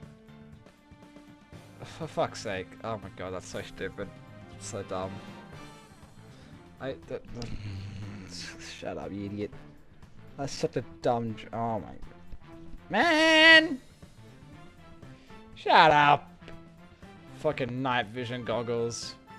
This fucking carrot. Shut up, man. That's canon, though! That works! Trust me. I'm actually gonna lose this case because I keep fucking misclicking. Let me guess. I cooked too much. No, wait. Okay, let's take a good look. Yeah, I will. On the bandages! The bandages! The bandages! Look, look, look at the bandages. Look right there. Right here. You see this? Since apparently they couldn't see these fucking obvious track marks when I presented it, I have to present the one on the tape. Hurrah! Please take a look at the mark that runs. There we go. Fucking stupid. I presented the same place, but on a different side. Okay. Please take a look at the mark that runs over Mr. Justice's bandages here. I see it, but what is it? This mark was made by one of the casters from the transport case carrying the bomb. As the case was moved, it ran over his band-aid. In other words, the transport case was originally to the right of Mr. Justice. Then after he was assaulted, the transport case was moved! What? Just as Miss Woods said, this case was recovering the writing at the time of the assault. Therefore, it's impossible for blood to have been left in blood. No! Yes! You did it, boss! There's a root nail order, but you pulled it off! Yep, that should bring down the prosecution's claim like a house of cards. Order in the court! Mr. Knight, that was a very clever deduction. Thank you. No, you're nothing, Your Honor. Nothing but pure genius! Take that! Hurrah! On your fucking head. Boss, I'm sensing a definite smug and braggy vibe coming off of you. No. No. Shut up. Shut up, man. Stop with the puns. Okay. You assaulted the Crips. You assaulted the Chips, did you? For fuck's sake, dude. Shut up, man. Ugh. What are you groaning for? Hey, there's one question, Mr. Wright. Yes, Your Honor? Mr. Justice didn't leave this message in blood. Then who did? Oh, it's so obvious. So obvious.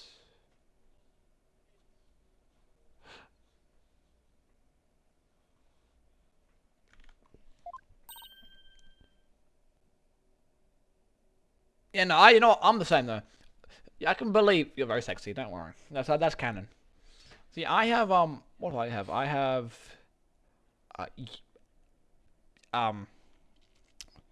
I have alcoholism and mediocrity. Those are my skills. Cough. Oh. Well. No, it's fucking Ted, bro. It's Ted. Looks like I should take that train. No, Phoenix. Phoenix, we know who it was. Well. See? They do synergize. Well. I've heard a lot about this. So this is Mr. Wright's famous bluffing technique. No, it's fucking not bluffing. It's factual. Ah, this feeling. It brings back memories of the old days. Back when you carved out a name for yourself by bluffing your way through thick and thin. Hey! Not bluffs! Gee, Mr. Wright. The judge kind of makes you seem no better than a 2-bit con man. You made your argument with such confidence, Mr. Wright. Now I'd like to hear your answer with just as much confidence. Hey, until the judge asks the questions, you didn't click on it either, Buster. Ooh, you got busted, Buster. What now, boss? I hope you didn't bluff your way into a corner. Think, Phoenix, there must be a way through this. I have to dig my way to the truth somehow. Who could have written that message in the blood? Well, obviously, see, Apollo read it. Apollo did it himself. Someone else did it. It wasn't Apollo. Who could have written that bloody message? Fucking Ted!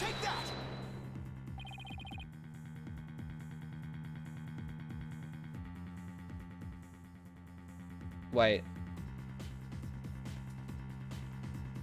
Wait. Wait,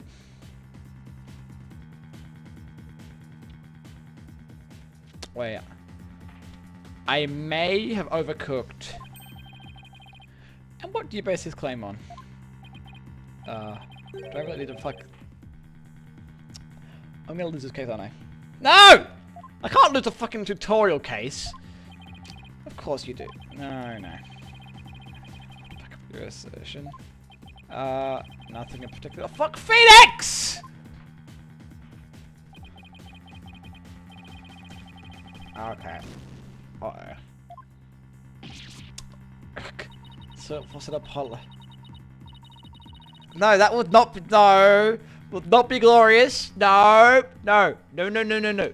So it wasn't Apollo or his attacker.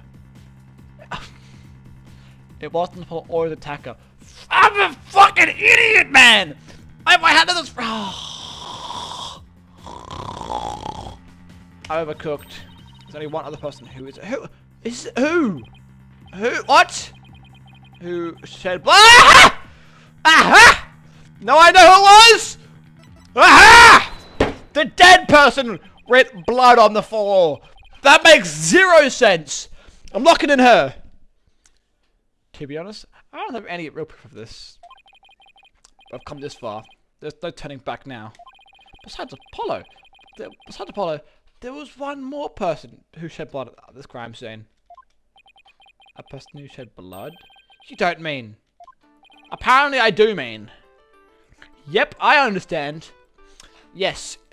Me and Phoenix, we are on the same page. I get exactly what we're talking about. I believe it was Candace Arm who left behind this message in blood. What? But why?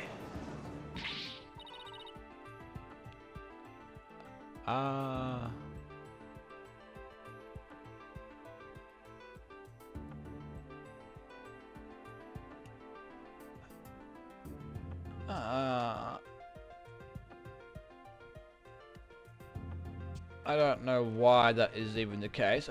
Yeah, I'll pretend that I understand what's happening. You sure you know what you're talking? No, not exactly. See, Phoenix, you're also spitballing. Objection! Okay, objection. What kind of ridiculous assertion is that? If you had said if I could left the message to throw people off, it might have made sense. At first glance, that would seem to be the most reasonable explanation. However, Apollo didn't shed enough blood to write an accepted message. I mean, like... Yeah, no, you spitting. Uh-oh. Ah, I see. Even the photo makes it clear it wasn't enough blood to write all those letters. And then Mr. Justice did survive. I suppose he didn't bleed very extensively in that case. But why would Detective Iron write the defendant's name? There is no connection between the two whatsoever. And I didn't even know the lady he was killed. Yeah? I admit, the investigation didn't turn up any connections between the two. They never even had met. They had never even met each other. That's very true. Well then, let's just see. That maybe the intended meaning of the message is not what it appears to be. Is that a message? I don't know what I'm cooking right now. I'm gonna be honest. Not what it appears to be? Maybe the message was not intended to be woods.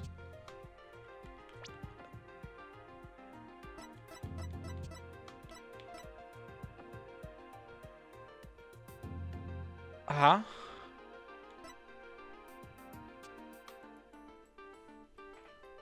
Well, I mean...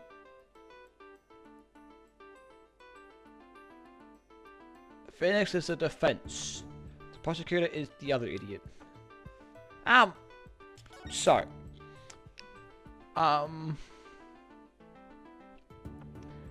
if this isn't supposed to be woods...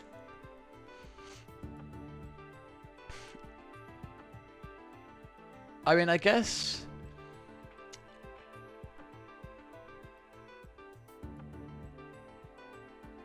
If I'm dying... How would I...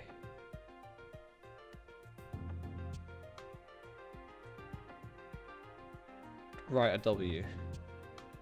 Probably not like that. It looks more like an L.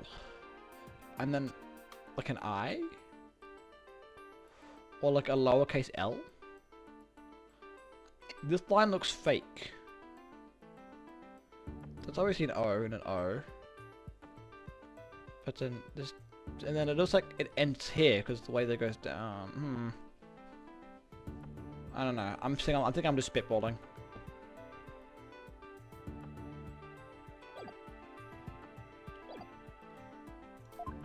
God, I don't know. I'm obviously have no fucking clue. Coming from you, that's quite the bold statement, Mr. Wright.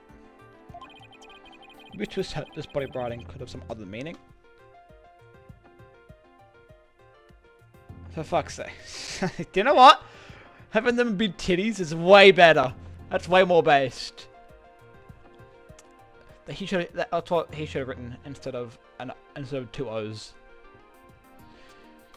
You wish to assert that the body message could have had some other meaning? Yes, obviously. For something I pulled out of a wormhole, it could turn out to be true, right? I mean, I would Objection! It clearly says woods, as anyone can plainly see. What other meaning could it possibly have? Objection! But Candace Arm was a detective. Maybe woods only means something to the police. Like a police scanner code. like this!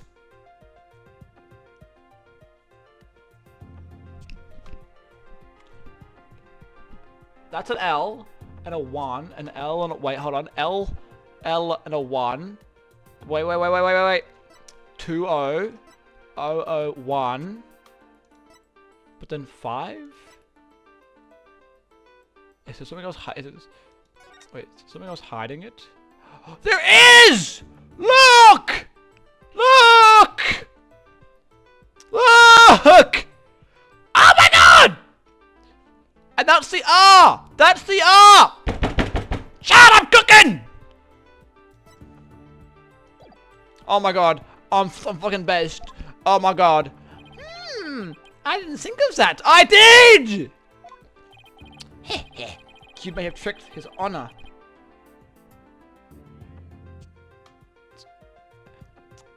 Good point. Good point. Yeah. Maybe he wanted to be buried in the woods. Yeah. Exactly.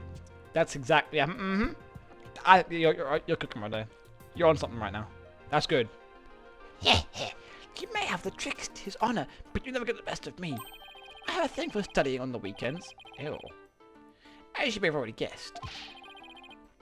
There is no such radio code word as woods in this state, my dear. Is that a fact? Don't look at me. I know as much as you do about police codes.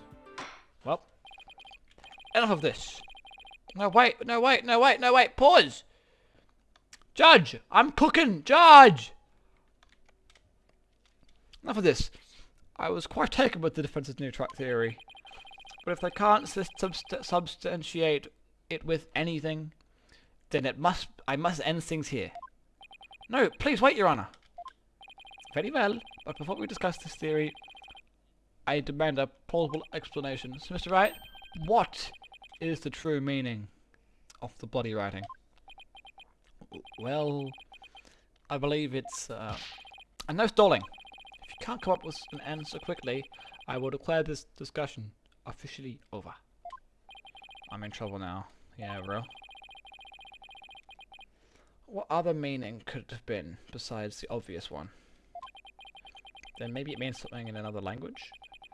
I don't think woods would mean something in a different language. I'm gonna keep it honest. It's a code! Yes! Think, Phoenix. You can do this. Oh no. Oh, that's not good. That's quite scary. It means the travel. Okay, go! This one! Yes! The bomb transport case? I've had up to here with this shenanigans, Mr. Wright. Uh-oh. Take a look at the numbers on this case, Your Honor. L10015R. Doesn't this string look vaguely similar? L1. That means it's WOO. What could those numbers possibly have to do with the case at hand? Now please look at the bottom writing shown in the crime photo. Oh, I think I see it. That a girl? That's one on my side. It says Woods. Yeah. Or you could say it's a horse of a different color, Your Honor. The first character isn't a W. It's actually an L and an I. The next two are zeros. Oh my goodness! The true meaning behind the body writing isn't Miss Wood's name. It's the numbers engraved on the bomb transport case. Objection! What are you talking about? The next part doesn't make any sense. The next numbers are 1, but the body writing is D. Objection! And a 5. But the numbers on the case and the body writing can be made to quite easily match up. Exactly. This is how the numbers on the transport case made the body writing.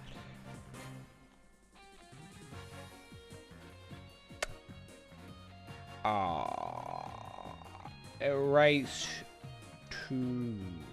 Yeah, read it backwards. Oh yeah, I don't think it's the word for bum cheeks in Ponganistanese. Yep, that's a language that I understand. Erase 2 lines! Did I misclick? Erase, please erase the third downward stroke of the W. That one there. And that one. L10015R! Ah! Ah! Ah! Ah! Ah! Oh, it's like a bird. Ah! Ah! Ah! Ah! Look, there. No, Your Honor. This guy's an idiot. Well, how does he think it's Luis? No, Your Honor. It's meant to be read as a word, you idiot. It's the number L10015. Which, if you would take to find away the final R, is the exact same number that's on the bomb transport case. Objection! Okay. Erase 2 lines and they match up, you say? Well, I can change anything else by simply erasing 2 lines. What if we erase to your name? Would you be happy with Mr. Rye? Well, would you, Mr. What does this have to do with anything? The only right spelling is right. Okay, I'm doing pretty well. These guys are so stupid. Okay, I'm doing pretty well here, and I think I've drawn the right conclusions. Detective Arm's real message to us is the bomb transfer case. Okay? Your Honor, the 2 line...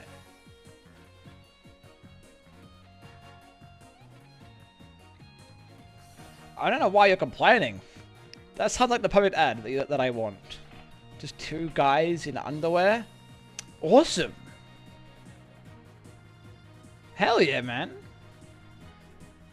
Your Honor, the 2 lines were added by the real culprit to intentionally mislead people. What? No, really? No fucking shit. The original... You prefer... No. Women's crotches. Womp, man. The other original message Detective Iron left behind was the transport case number. But whoever assaulted Apollo changed the message. If you're right, boss. Then what do you suppose Detective Arm was trying to tell us? Obvious. Oh, God. Do I have to spell it out for you? Him! Fucking X-ray goggle, 3D goggles, idiot. Candace Arm lost his life in the courtroom bombing. But that message could have only had one purpose. No. Yes. To tell Salem of the one responsible for the bombing.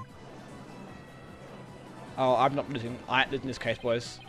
I am absolutely cooking up an absolute bloody fucking storm right now. Well, don't keep us in suspense. Mr. Wright, tell us who she was trying to frame. Fucking Mr. Goggles here. The defense wishes to indict Mr. Ted Tennant. Oh my god, it's like detonate. Ted Tennant. Oh, for fuck's sake. Oh my, this game is so stupid. This game is so dumb.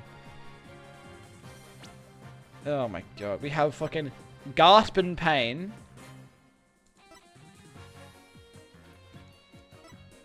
Ew. Yuck. We have detonate and fucking gasp in pain, bro. And then obviously Juniper Woods. For fuck's sake, this game is so stupid.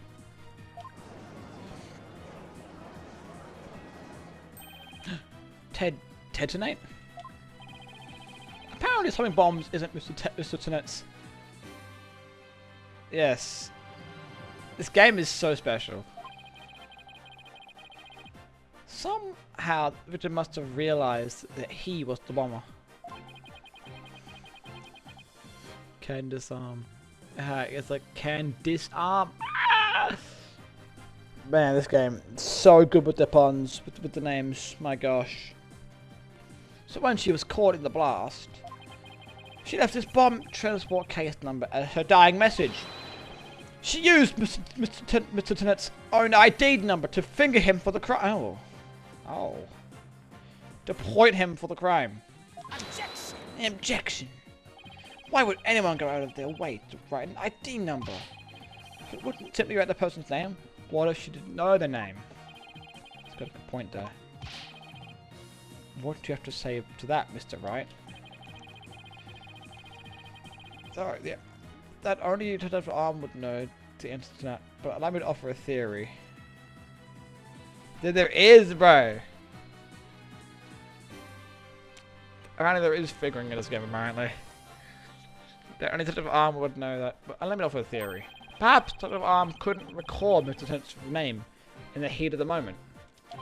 As I recall, this was the first meeting between the two. It's entirely possible that they wouldn't have been familiar with each other.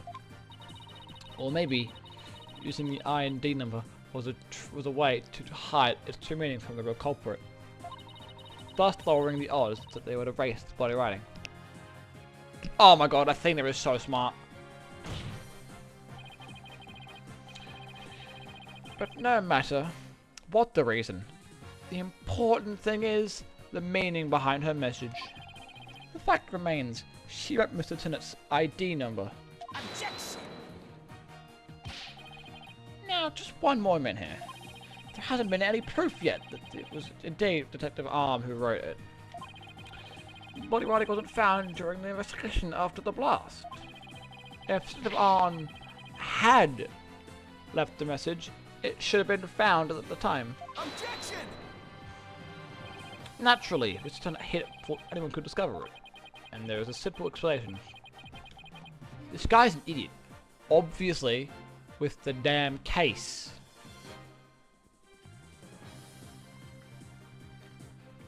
And he didn't want anyone to foot up the body. What? So Tennant was able to cover the message because he was wearing those weird goggles. Exactly! He was the first to find the body. The first person to discover the body writing was him himself. I was on the scene after the explosion. I went there to ensure safety, but ended up discovering a dead body. When Mr. Tennant saw that the victim had his ID number. He used the bomb transport case to cover up the body writing as a stopgap measure. That's why it's... Oh! So that's why the message implied was under the transport case. He didn't have enough time to try and scrub away the writing. If he didn't report the body right away, he'd look suspicious. So those letters lived on to serve another function. When Mr. Tennant used it in another incident. The assault on Mr. Justice! Exactly, Judge! Mr. Tennant hit upon a plan to use the body writing for his own purposes. So he didn't clean it away. Instead, he made it like Mr. Justice wrote it, by adding 2 lines to the writing that Detective Arn left behind. He changed the meaning of the message. And he made it look like Mr. Justice was accusing Miss Woods of the attack. So that means the only person who could have altered the body writing was the courtroom bomber, who was the same person that assaulted Mr. Justice. And that person is Mr. Ted Turnip.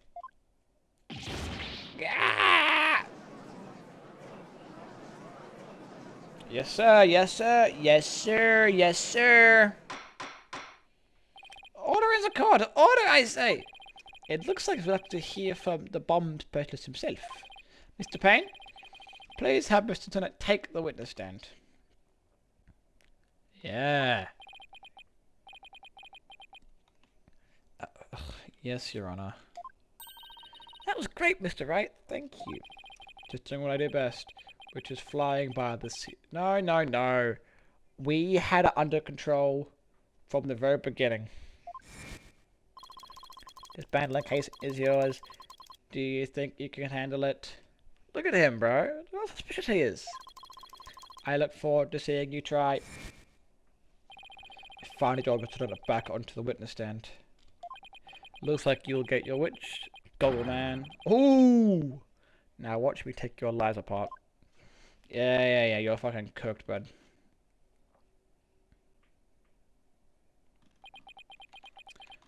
Hello.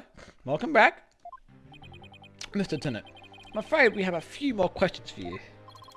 I understand the situation, Your Honor. I was keeping a close eye on the proceedings from the gallery. The allegations are all laughable. Objection! Yeah, shut up, idiot. I wouldn't be laughing if I were you, Mr. Tennant. The message written in blood matches your ID number. The same ID that is there on that triple bomb transport case. Such a far-fetched theory. No better than a tangled ball of wires. I have them untangled for you in no time at all. You were the first person on the scene after Detective Arn left her message in blood. And you were the only one who could have hidden the writing, then use it later again. I see. But then, let me ask you, do you have any proof that Detective Arn wrote that message? It's a very good question. Well, do you, Mr. Wright? How about we get a fucking check, like a blood test, sorry, a DNA test done? Or we can analyze the handwriting. Yep. Your Honor, I requested a DNA test be performed on the blood itself. Only once we know whose blood it is, it'll be obvious as to who wrote the message. He's panicking. Very well. Bailiff, please put in a request for a DNA test with the forensics team. Yes, Your Honor! It'll be some time before we have the result of the analysis. Until then, let's hear more from the witness. I would like to think more, Your Honor. I want the court to hear how ridiculous the defense's theory is. Well, that's fucking sly ass face he's making. After the explosion! I admit I was the first one on the scene after the explosion. But there was no body writing there at the time. Anyway, there is no way Detective Arn could have written it. See, she shook her head on rubble and died near the courtroom entrance. She was too far away from where the body message was. Yeah, but I feel like you moved the body. So you're saying that the victim's body was nowhere near the victim's writing? Okay. Precisely. It is as plain as day that she could not have written it. It's true the body was discovered near the entrance to the courtroom. Oh.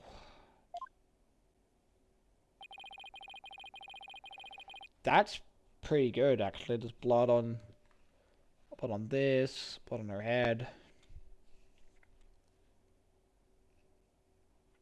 As you can see, she was after hitting her head.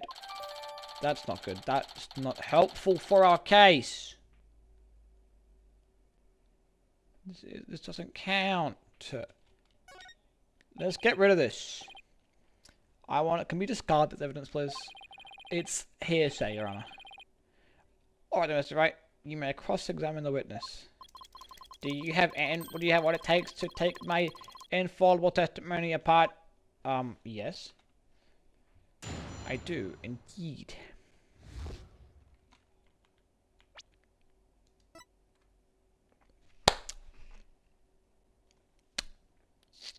So, I found it.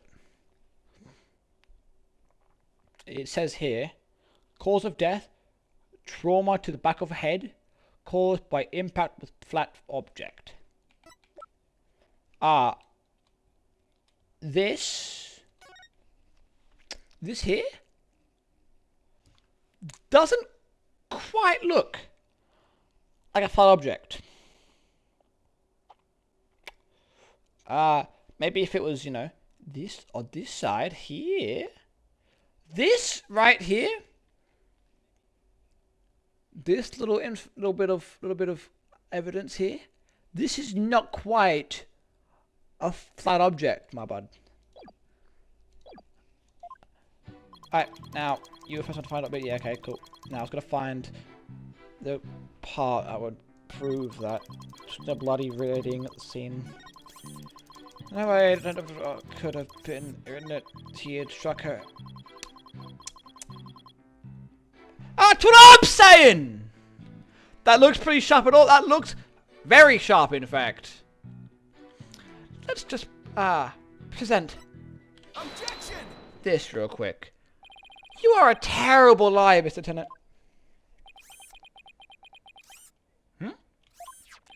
Take a look at this autopsy. Specifically about the part about her head injury. Cause of death, trauma to back of head caused by impact with a flat object. Not a pointy bitch. Yes, what about it? Now, take a good look at the bloody pit of rubble. It is sharp and pointed.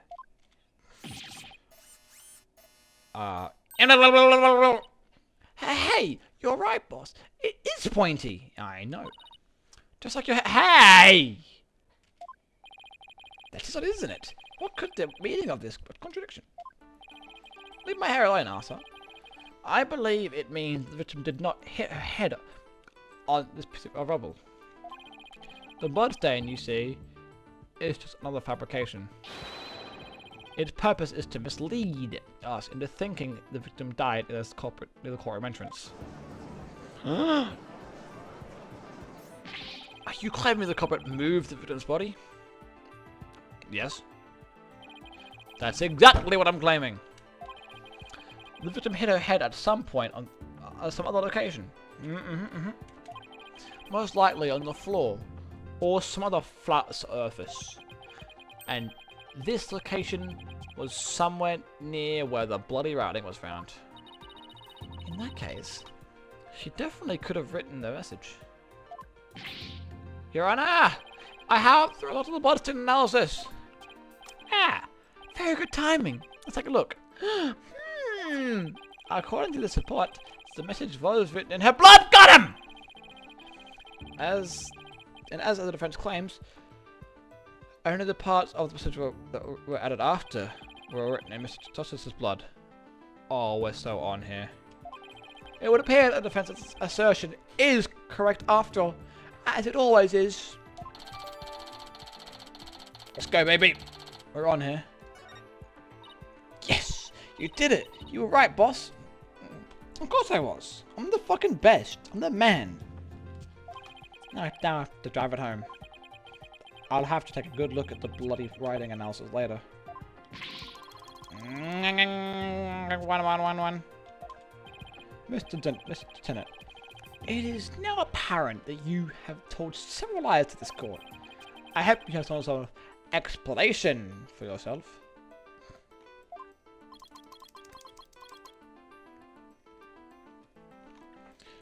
Fine, I will confess. Yay! You will? But then why are you so calm? This time, I will tell the truth. Alright, I feel like this is going to be the actual truth. It is true that the arm wrote my number. She was plainly wrote L10015R. I was so shocked, but I did not detonate the bomb. Detective Arm must have mistaken me for the real bomber. Now, not wanting to be accused, I moved the body and covered the writing. My bad.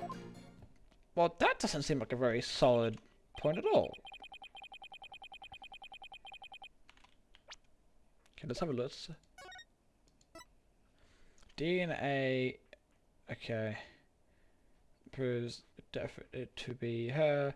The lines are Adelaide. Well, there's blood. Okay. Yeah, that's. Doesn't help me at all. That is correct. I did not kill Detective Arm. Oh, well, that's all you did then. Wait a minute. That in of itself is a crime. It's a criminal act. Glad to see you finally crossed the finish line, Your Honor. Yeah, good stuff. Very well then. Your cross-examination, please, Mr. Wright. Yes, Okay. The truth. It is true that,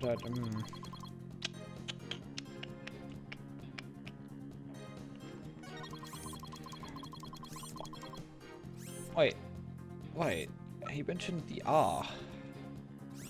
Wait, he mentioned the R. But there was no R.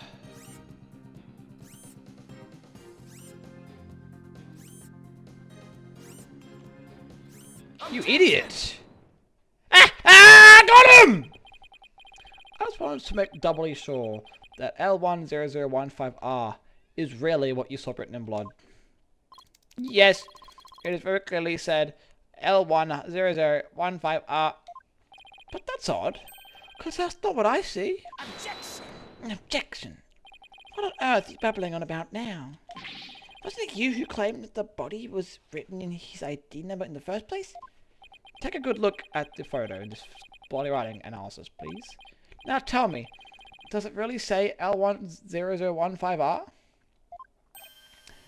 Oh, yeep! Something is missing, isn't it? And that something is the final R. What is the meaning of this, Mr. Tonnant? He's panicking. Oh, right. Now I remember. Dude, Payne does have the image fringe. Like, look at this. Look at this thing. He's so edgy. And his hairline is like. You know, I can't judge about having a bad hairline. Moving on. Oh, right. Oh, right. Now I remember there was no R on the end. It was just a slip of the finger. My bad. I don't believe you. Come back, my beautiful contradiction. Mr. Wright, I'm not so sure it's a simple slip of the finger. Of course not. You are for me, Athena? I sense he's extremely agitated, almost panicked. He does what? Really? What gives you the idea that he's flustered, Phoenix? I mean, not the eyes and the sweat and the fact that he's chewing a bomb! Well, Mr. Wright, it appears it was nothing more than a mere mistake. No. Did he really? No, of course he didn't fucking accidentally fucking say it. Dude, that's what I'm saying. Athena's tough. She's not stupid either, which is rare. What? I didn't say anything. For the anime check, I should say. I shouldn't just say for just you know.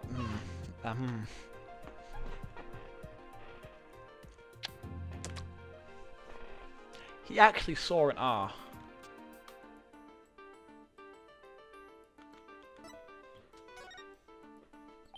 Maybe he didn't really see the R, but there's no R anywhere on the body message. What's going on here? Yeah, look, it's here.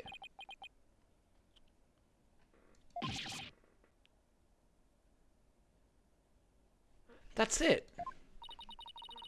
What is it I missed to write? Are you trying to imitate Apollo and his cords of steel? I've got it! That's what happened. I slipped with a finger. Is that really all it was?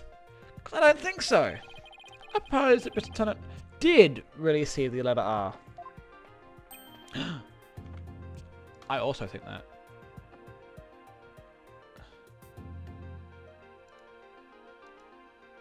Shocking.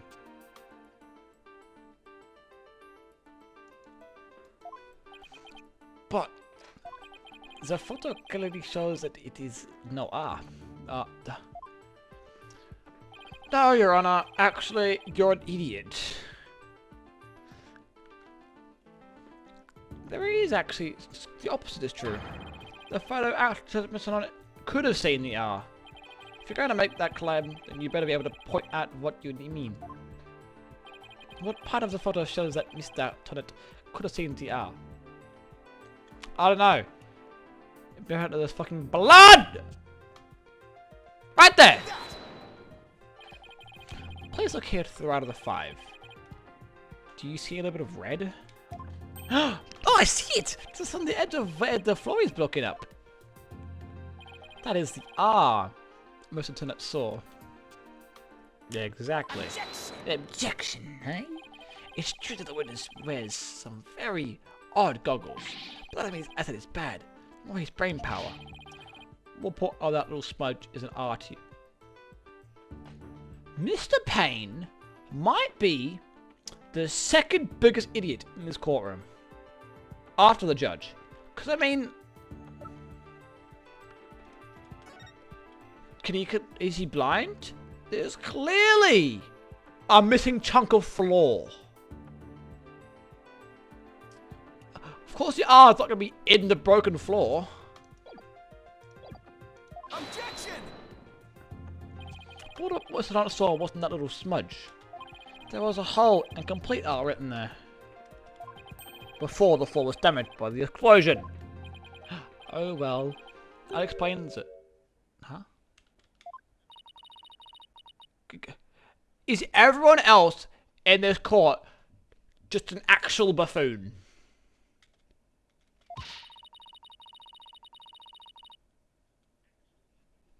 Okay, yep.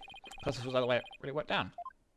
Timing of when the R was written, everything turns out to turn the case around. Oh yeah, I guess that makes sense actually. It happened before. I was thinking it happened before anyway. I completely forgot that there was a bomb that was allegedly killed the woman. But that wouldn't make any sense. She died to an impact with a flat object. But if she died with a bomb explosion, the explosion, the rubber wouldn't be flat. With the body message running off the edge of the damaged floor like that, we can only conclude that it was written before the explosion. But that's ridiculous! If that were true, it overturns your own premise. That's right, it does. In fact, it turns everything upside down. The victim was not killed by the explosion in the courtroom. She was killed before the explosion ever occurred.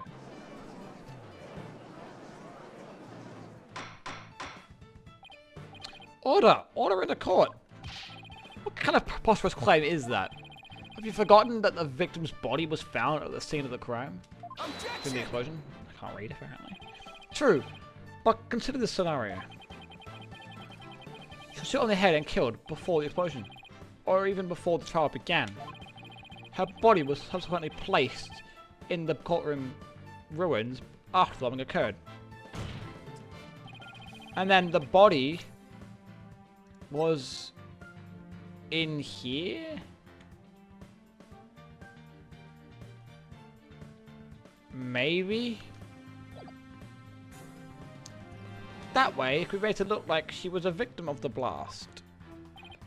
What? It sounds like when we had... It sounds like we better had look into what the victim was doing before the trial. Mr. Payne, did anyone see Detective Arm before the trial?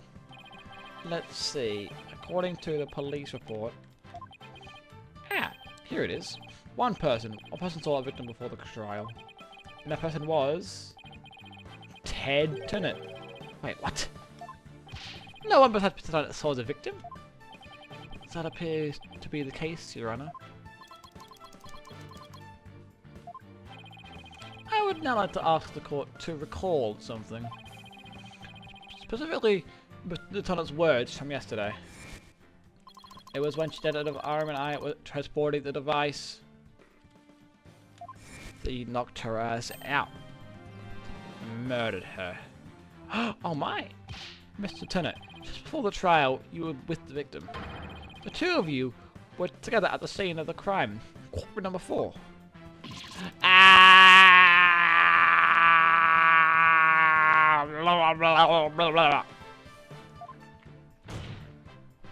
Your Honor, the defense requests new testimony from Mr. Tennant. We wish to hear what he has to say about his whereabouts before the trial. Mr. Tennant, your testimony, please. My testimony? There is any... Apparently not. He's completely unnerved, Mr. Wright. He must have it out on the head. Because... all I did was transport the bomb to the 3 courtroom. Yeah, real. He was apparently speaking fucking... What was it? Pronaganese or whatever the fuck. That you just definitely not just made up. I already told you what allowed to August. Boss this thing! I was only in the courtroom with the victim because of our work! I swear, I was only transporting the bomb there. Objection! He speaks with actual words. Yeah, you and the victim were alone together at the scene of the crime. In other words, you certainly had the opportunity to commit murder, did you not? Objection! Tisk tisk. Do you always leave yourself so open to attacks, Mr. Wright? What now, Mr. Payne? Yes, Mr. Tennant may have had the opportunity to kill Detective Arm, but an important piece of your assertion is the missing... What important piece?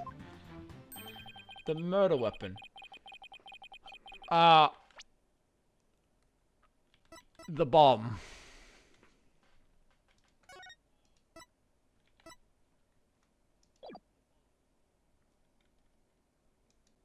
Maybe this?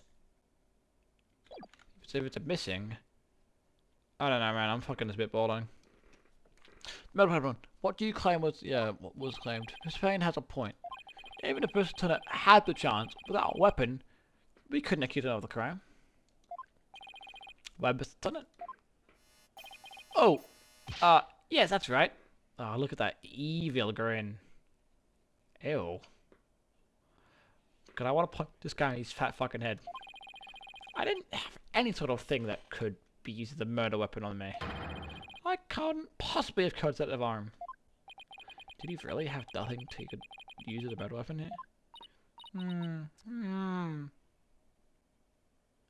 She's on fucking Google. What did Athena? Just looking over the victim's autopsy report. Hoping something he can point us in the right direction.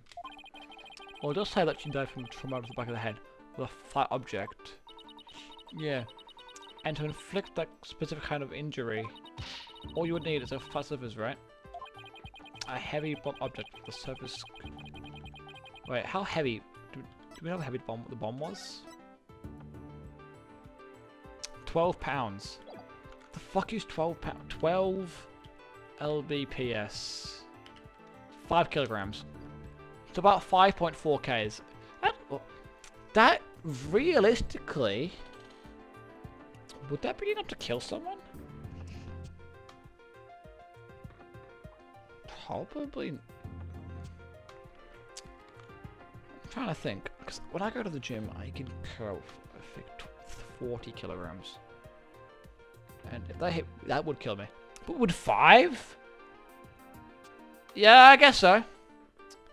That makes sense. But does this guy look like he has the strength to hit them hard enough? Hold on, let's see. Well, Mr. Right, can you indicate what the would use to the detective arm? I guess you're right. 5 kilogram temper would kill someone if you hit him with enough willpower. Maybe if he was turning around, like low to the ground. I guess also, yeah, the back of the head is the squishy bit as well. The squishiest bit of the skull, especially like below the neck, like below the crown. If you got wellied there, I guess that would be murder. I guess that makes sense. You know, it makes sense. Makes sense. You right. You cooking. You can. Then please do so now. What do Mr. Donut have that could be the bomb? Mr. Tenant. You're cooking, bro. I ain't cooking. I'm doing nothing. You're cooking it for me. You say you didn't have anything that could be used as the weapon. But in fact, you had the perfect thing. What? What the devil are you talking about? You had this. That's the bomb. I thought you were trying to prove that that victim wasn't killed by the bomb blast. Judge, lock in, please. The bomb blast, no. But I believe Candace's arm was killed with this bomb. Because this blunt object that delivered a fatal blow to the head. Yes, it is. Grrr! Please recall the description of Detective Arm's head wound. Trauma to back of the head caused by impact with a flat object. We assumed the injury was sustained when her head hit the floor. But a blow from any flat surface inside of this bomb would produce the exact same wound pattern. Ugh. Gah.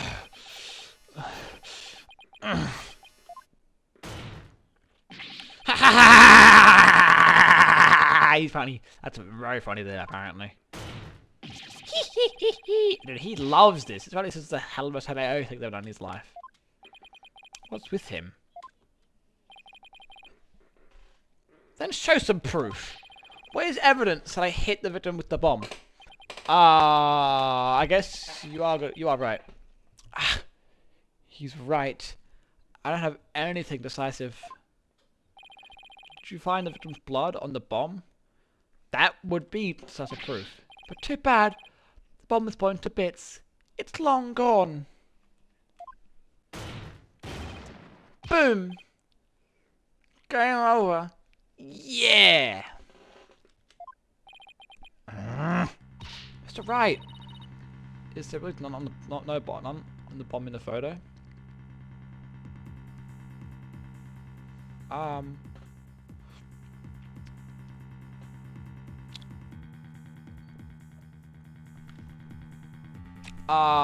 Shit, I don't know.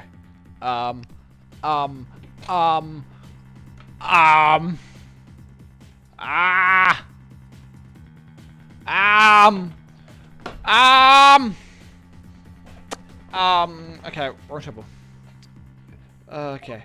Get my head in the game, gotta lock in. Okay. There's no blood, I mean... Ew. Gotta lock in for real. Yeah, but that wouldn't leave a blunt... Maybe... Maybe it broke when it was back on top, but then that wouldn't be flat then. Because there's a little divot. There's definitely a distinct possibility. But unless we find a fabric with the victim's blood on it, it's not going to count. I guess you're right.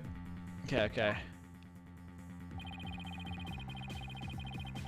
By setting off the bomb, Tennant managed to obliterate all traces of the murder weapon. What in the world do I do now? Time that I've got to change gears and look in a different way. Instead of looking things he wasn't able to hide. I should be looking for a way to expose things he did hide. Ted murdered Detective Arm before the trial started. And then he placed her body in the courtroom after the bomb went off. Which means there was something he needed to keep hidden until then. And I think I have just the thing. Time to present a photo that shows what Mr. had to hide. He had to hide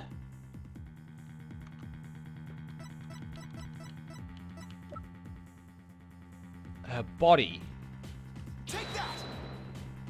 Your Honor, something we've been overlooking.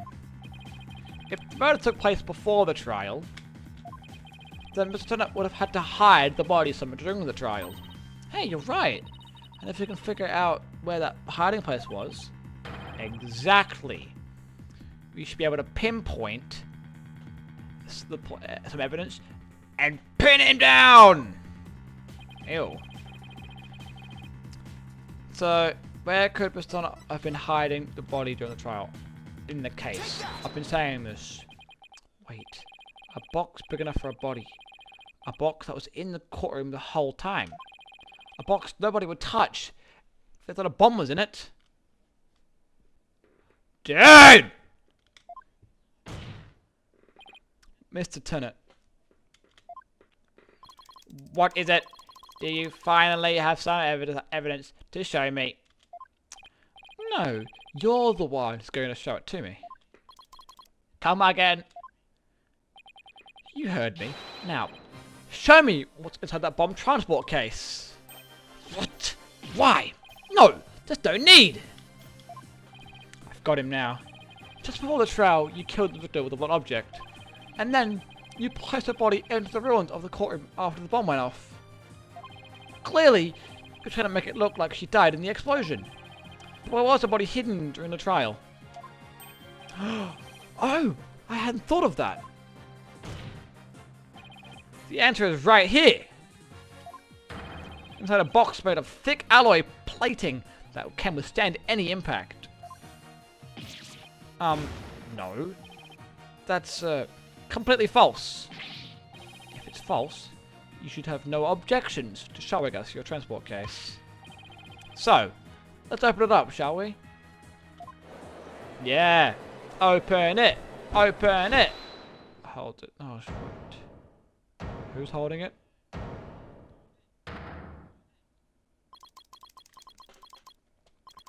Let's not.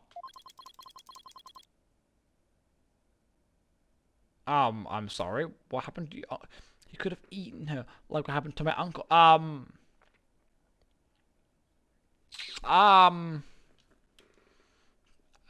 don't think that's quite.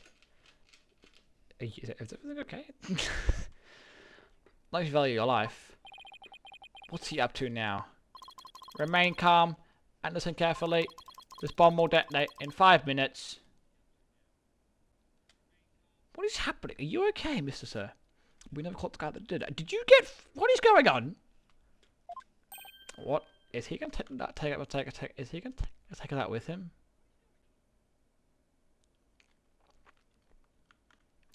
What? Huh? I repeat, this HH300 will detonate in 5 minutes. What's going on? Your Honor, I recommend you adjourn this trial before this bomb goes off. Mr. Dutton, are you threatening me? I am the only one who can disable this bomb.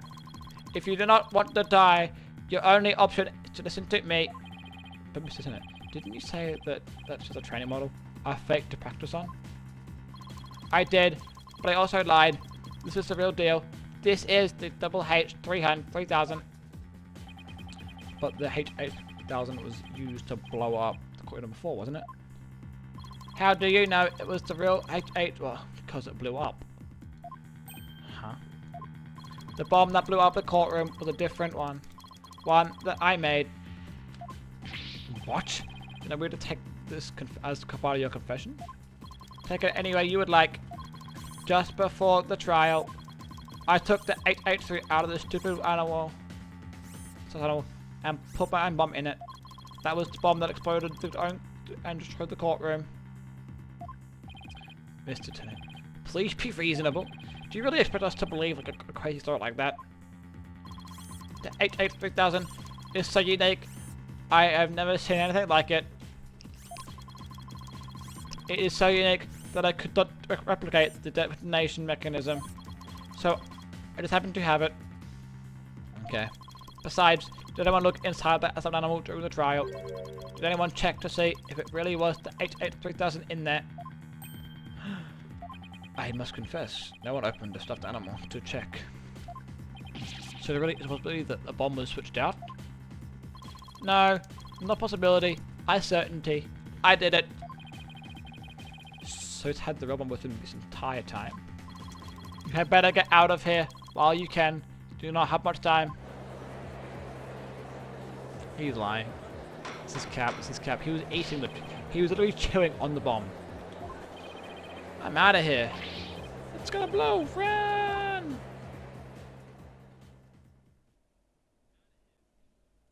Everyone's gone. You four are still here? Well, well. Aren't you brave? It just wouldn't do for the judge presiding over this court to run. But that horrible explosion the other day.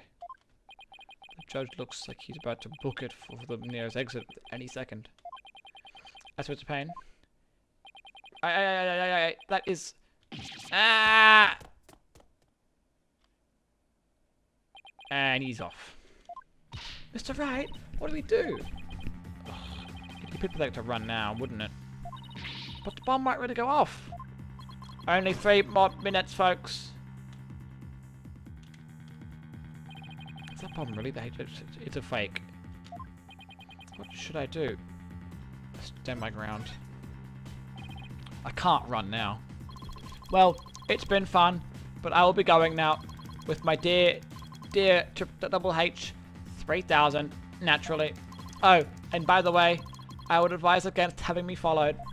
Even with no remote switch, this bomb can still be triggered manually. If I think I'm being followed, I will detonate it on the spot. Farewell. Hold it. Hold it! Yep. You're not going anywhere, Ted. Oh. Your Honor, there's no reason to be afraid. That bomb is a fake. Are you sure, Mr. Wright? Humph. More of your famous bluffing, even at the risk of your own life. Mr. Wright, none of your bluffing now. Not at a time like this. Let's draw the line here. I'm not bluffing, and I have proof. You do? The crack in the crack in the thing.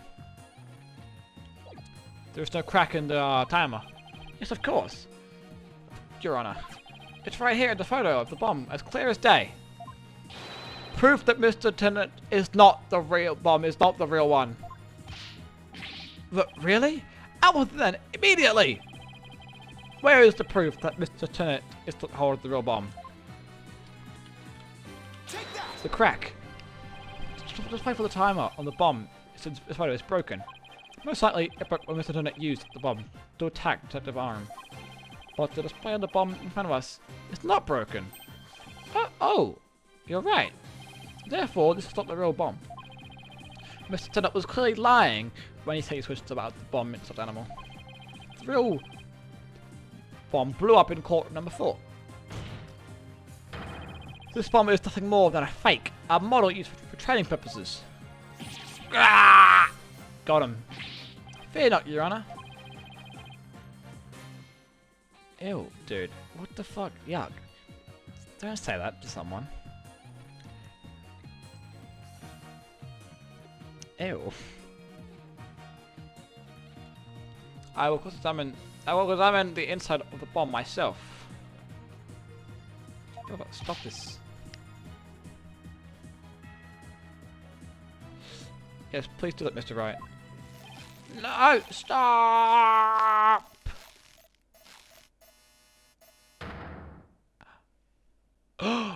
What is that? Is that a blood stain? Just as I expected. Your lives have all been blown to bits, Mr. Tennant. I'm confident.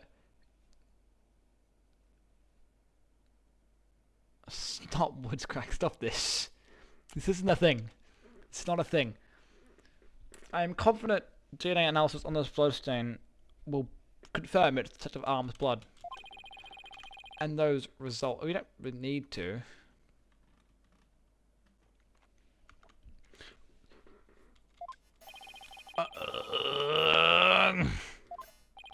How about it, Mr. Tennant? Think you can dismantle this massive evidence?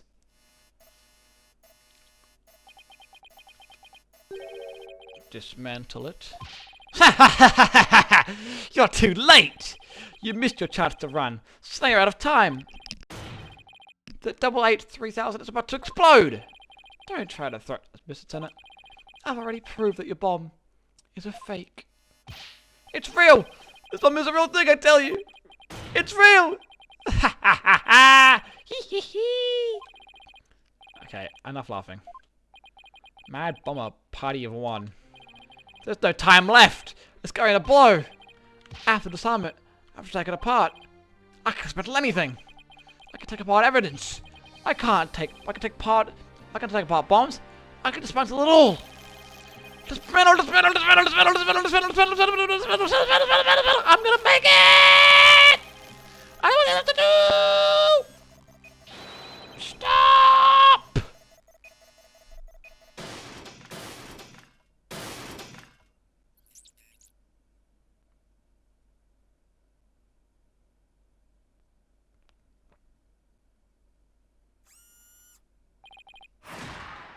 Made it.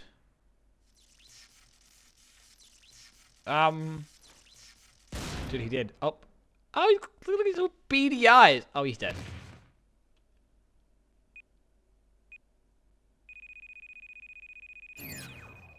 Game over. Dismantle attempt failed.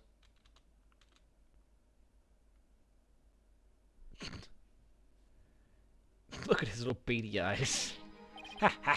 It's all over. My life's been blown to pieces. It's all that stupid woman's fault.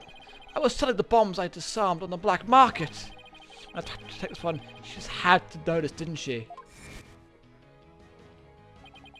She confronted me in courtroom number 4 that day. That's why. That's why I had no choice. Motherfucker, I will in a second. My gosh. Before I knew it, what I was doing, I hit her. It's all her fault. While I was looking for a place to hide her body, she left a message in her own blood. The trial was about to start, so I didn't have time to clean it up. And now, all this. I thought for sure I could discuss her death was an explosion. Then that stupid Fresnelli started sticking his nose into my business. After my testimony yesterday, I went to courtroom number 4, and I found that kid all up in my bomb transport case. That's when I stuck up behind him, and BAM! And when the idiotic police arrested that little girl, I thought for sure I could pin it all on her. Why the fuck would they arrest a child for? Why? Oh, why? That makes no fucking sense. Ted, you are hereby under arrest on suspicion of the courtroom bombing and the assault on Mr. Justice, and the murder. She murdered someone. Hey, your innocence or guilt will be determined at a later trial. Now then, I see that members of the public have returned to the gallery. One person, however, seems to still be running far, far away. Be that as it may, I will now announce Miss Juniper Wood's verdict. Not guilty! I didn't lose my first case! Yatta! Oh! I came awfully close. But I didn't lose. I'm the fucking man! Ugh! Someone pay me! Court is adjourned. Yes, dude! Fucking aura right there. December 18, 12:31 p.m. District Court, Defendant Lobby. Number 5. You did it, boss! Yeah, I guess we managed to pull it off somehow. So many mysteries cleared all up at once. It was amazing. It just sort of worked out that way, didn't it? That's not the kind of thing that usually just works out. You made it happen. And the way the old prosecutor hightailed out of here, that was great. Mr. Wright, Athena, thank you for all you did for me. I'm so happy for you, Juno. Now you can go back home to the forest in peace. I hope that both of you will come and visit there sometime. That would be nice. Look at the invitation.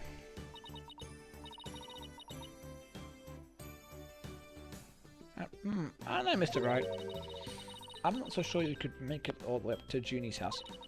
How high up do you live again, Junie?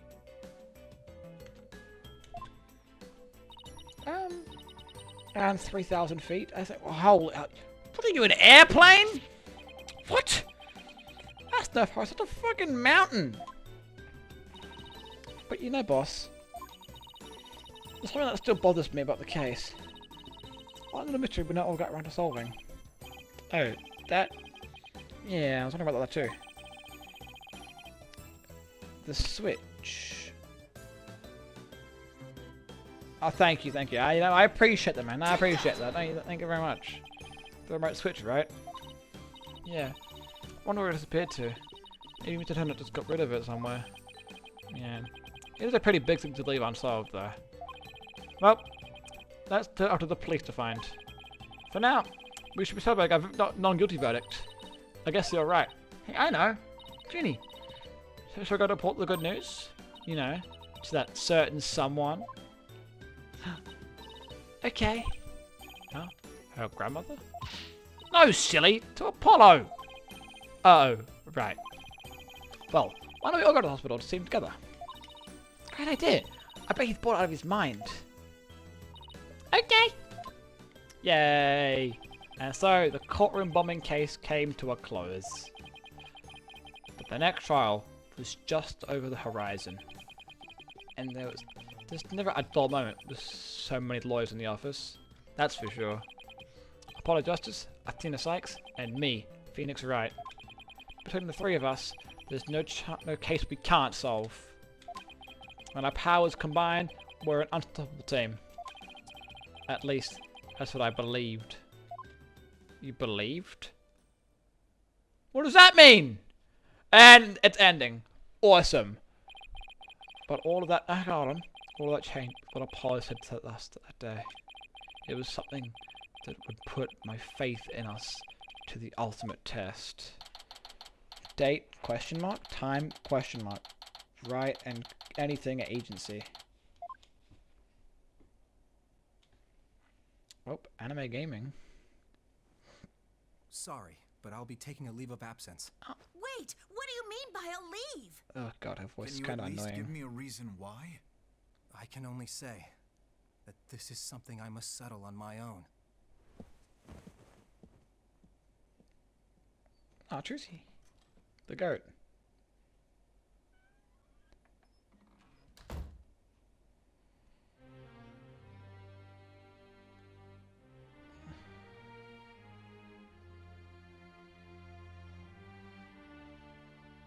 Oh, why, Apollo? Why are you shutting us out? Yeah, real.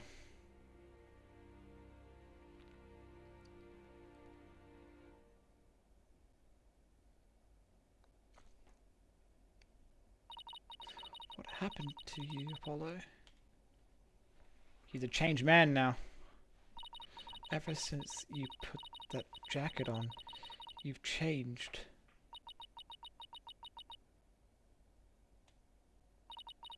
And now, for whatever reason, all my mind keeps doing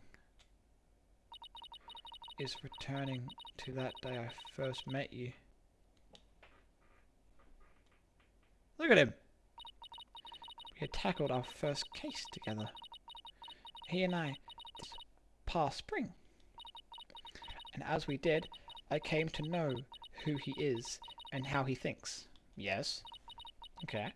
It was a very peculiar case, one in which the victim was killed by a mythical creature. It was Phoenix. Roll credits.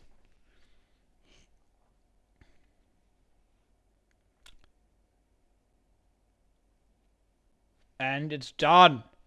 Okay. Well, what a way to end. With absolutely nothing being resolved.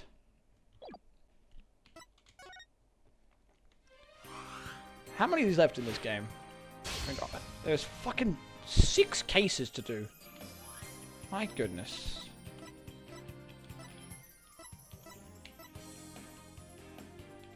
My lord. Hey. I can put him into this one. Yeah! I can just change what he wears into court. Wait, I need to see this. I need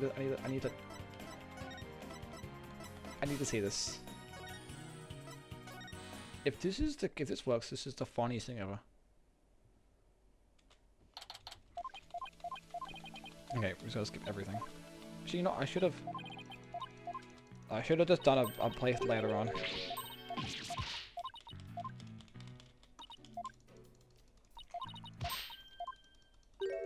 Shut up. Shut up, shut up.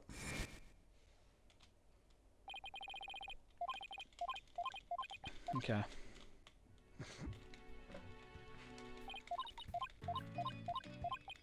Okay. Shut up.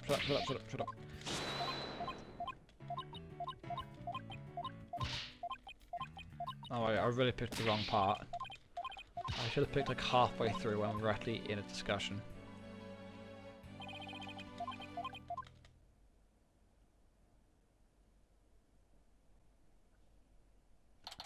Yeah, I know where we are.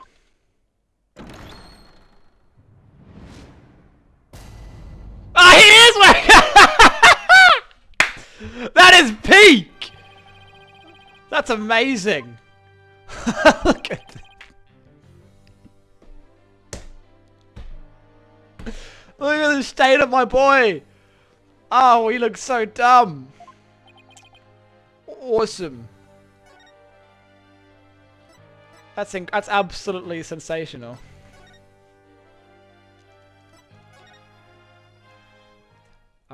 I should change that before I forget it. That's very funny.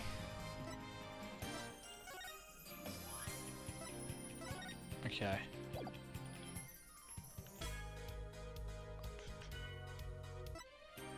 Okay, so this one has costumes, and this one also has costumes, but the first one didn't. Okay. Well,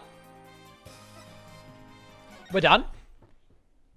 That was good. That was a lot of fun. That was 2.5 hours, 3 hours. Woo! On the tutorial case. Wild. Thankfully, that wasn't what? Thankfully, that wasn't the main case, or else we'd be here for 12 years. But I guess. No. What I'll do is I'll stream at the same time tomorrow, which would be for 3 hours from now, 6 o'clock my time. So that way we can continue to the 3rd trial. That will be good. I think that's a good com. That was good. That was very good. All right, that was fun. Yeah, so I will actually schedule the stream just to go for 3 hours from now. 3 hours from now. In 21 hours from now, we will return, and I will do the whole case too, because that will take another like 12 hours. But that was good. Okay. Well, thank you. Good to see you again. I've missed you. But yeah, we'll be back tomorrow. Yay. I guess Auf Wiedersehen. Arrivedercis. Ciao. Au revoir. Peace in the Middle East. Thank you as well. And I will see you tomorrow.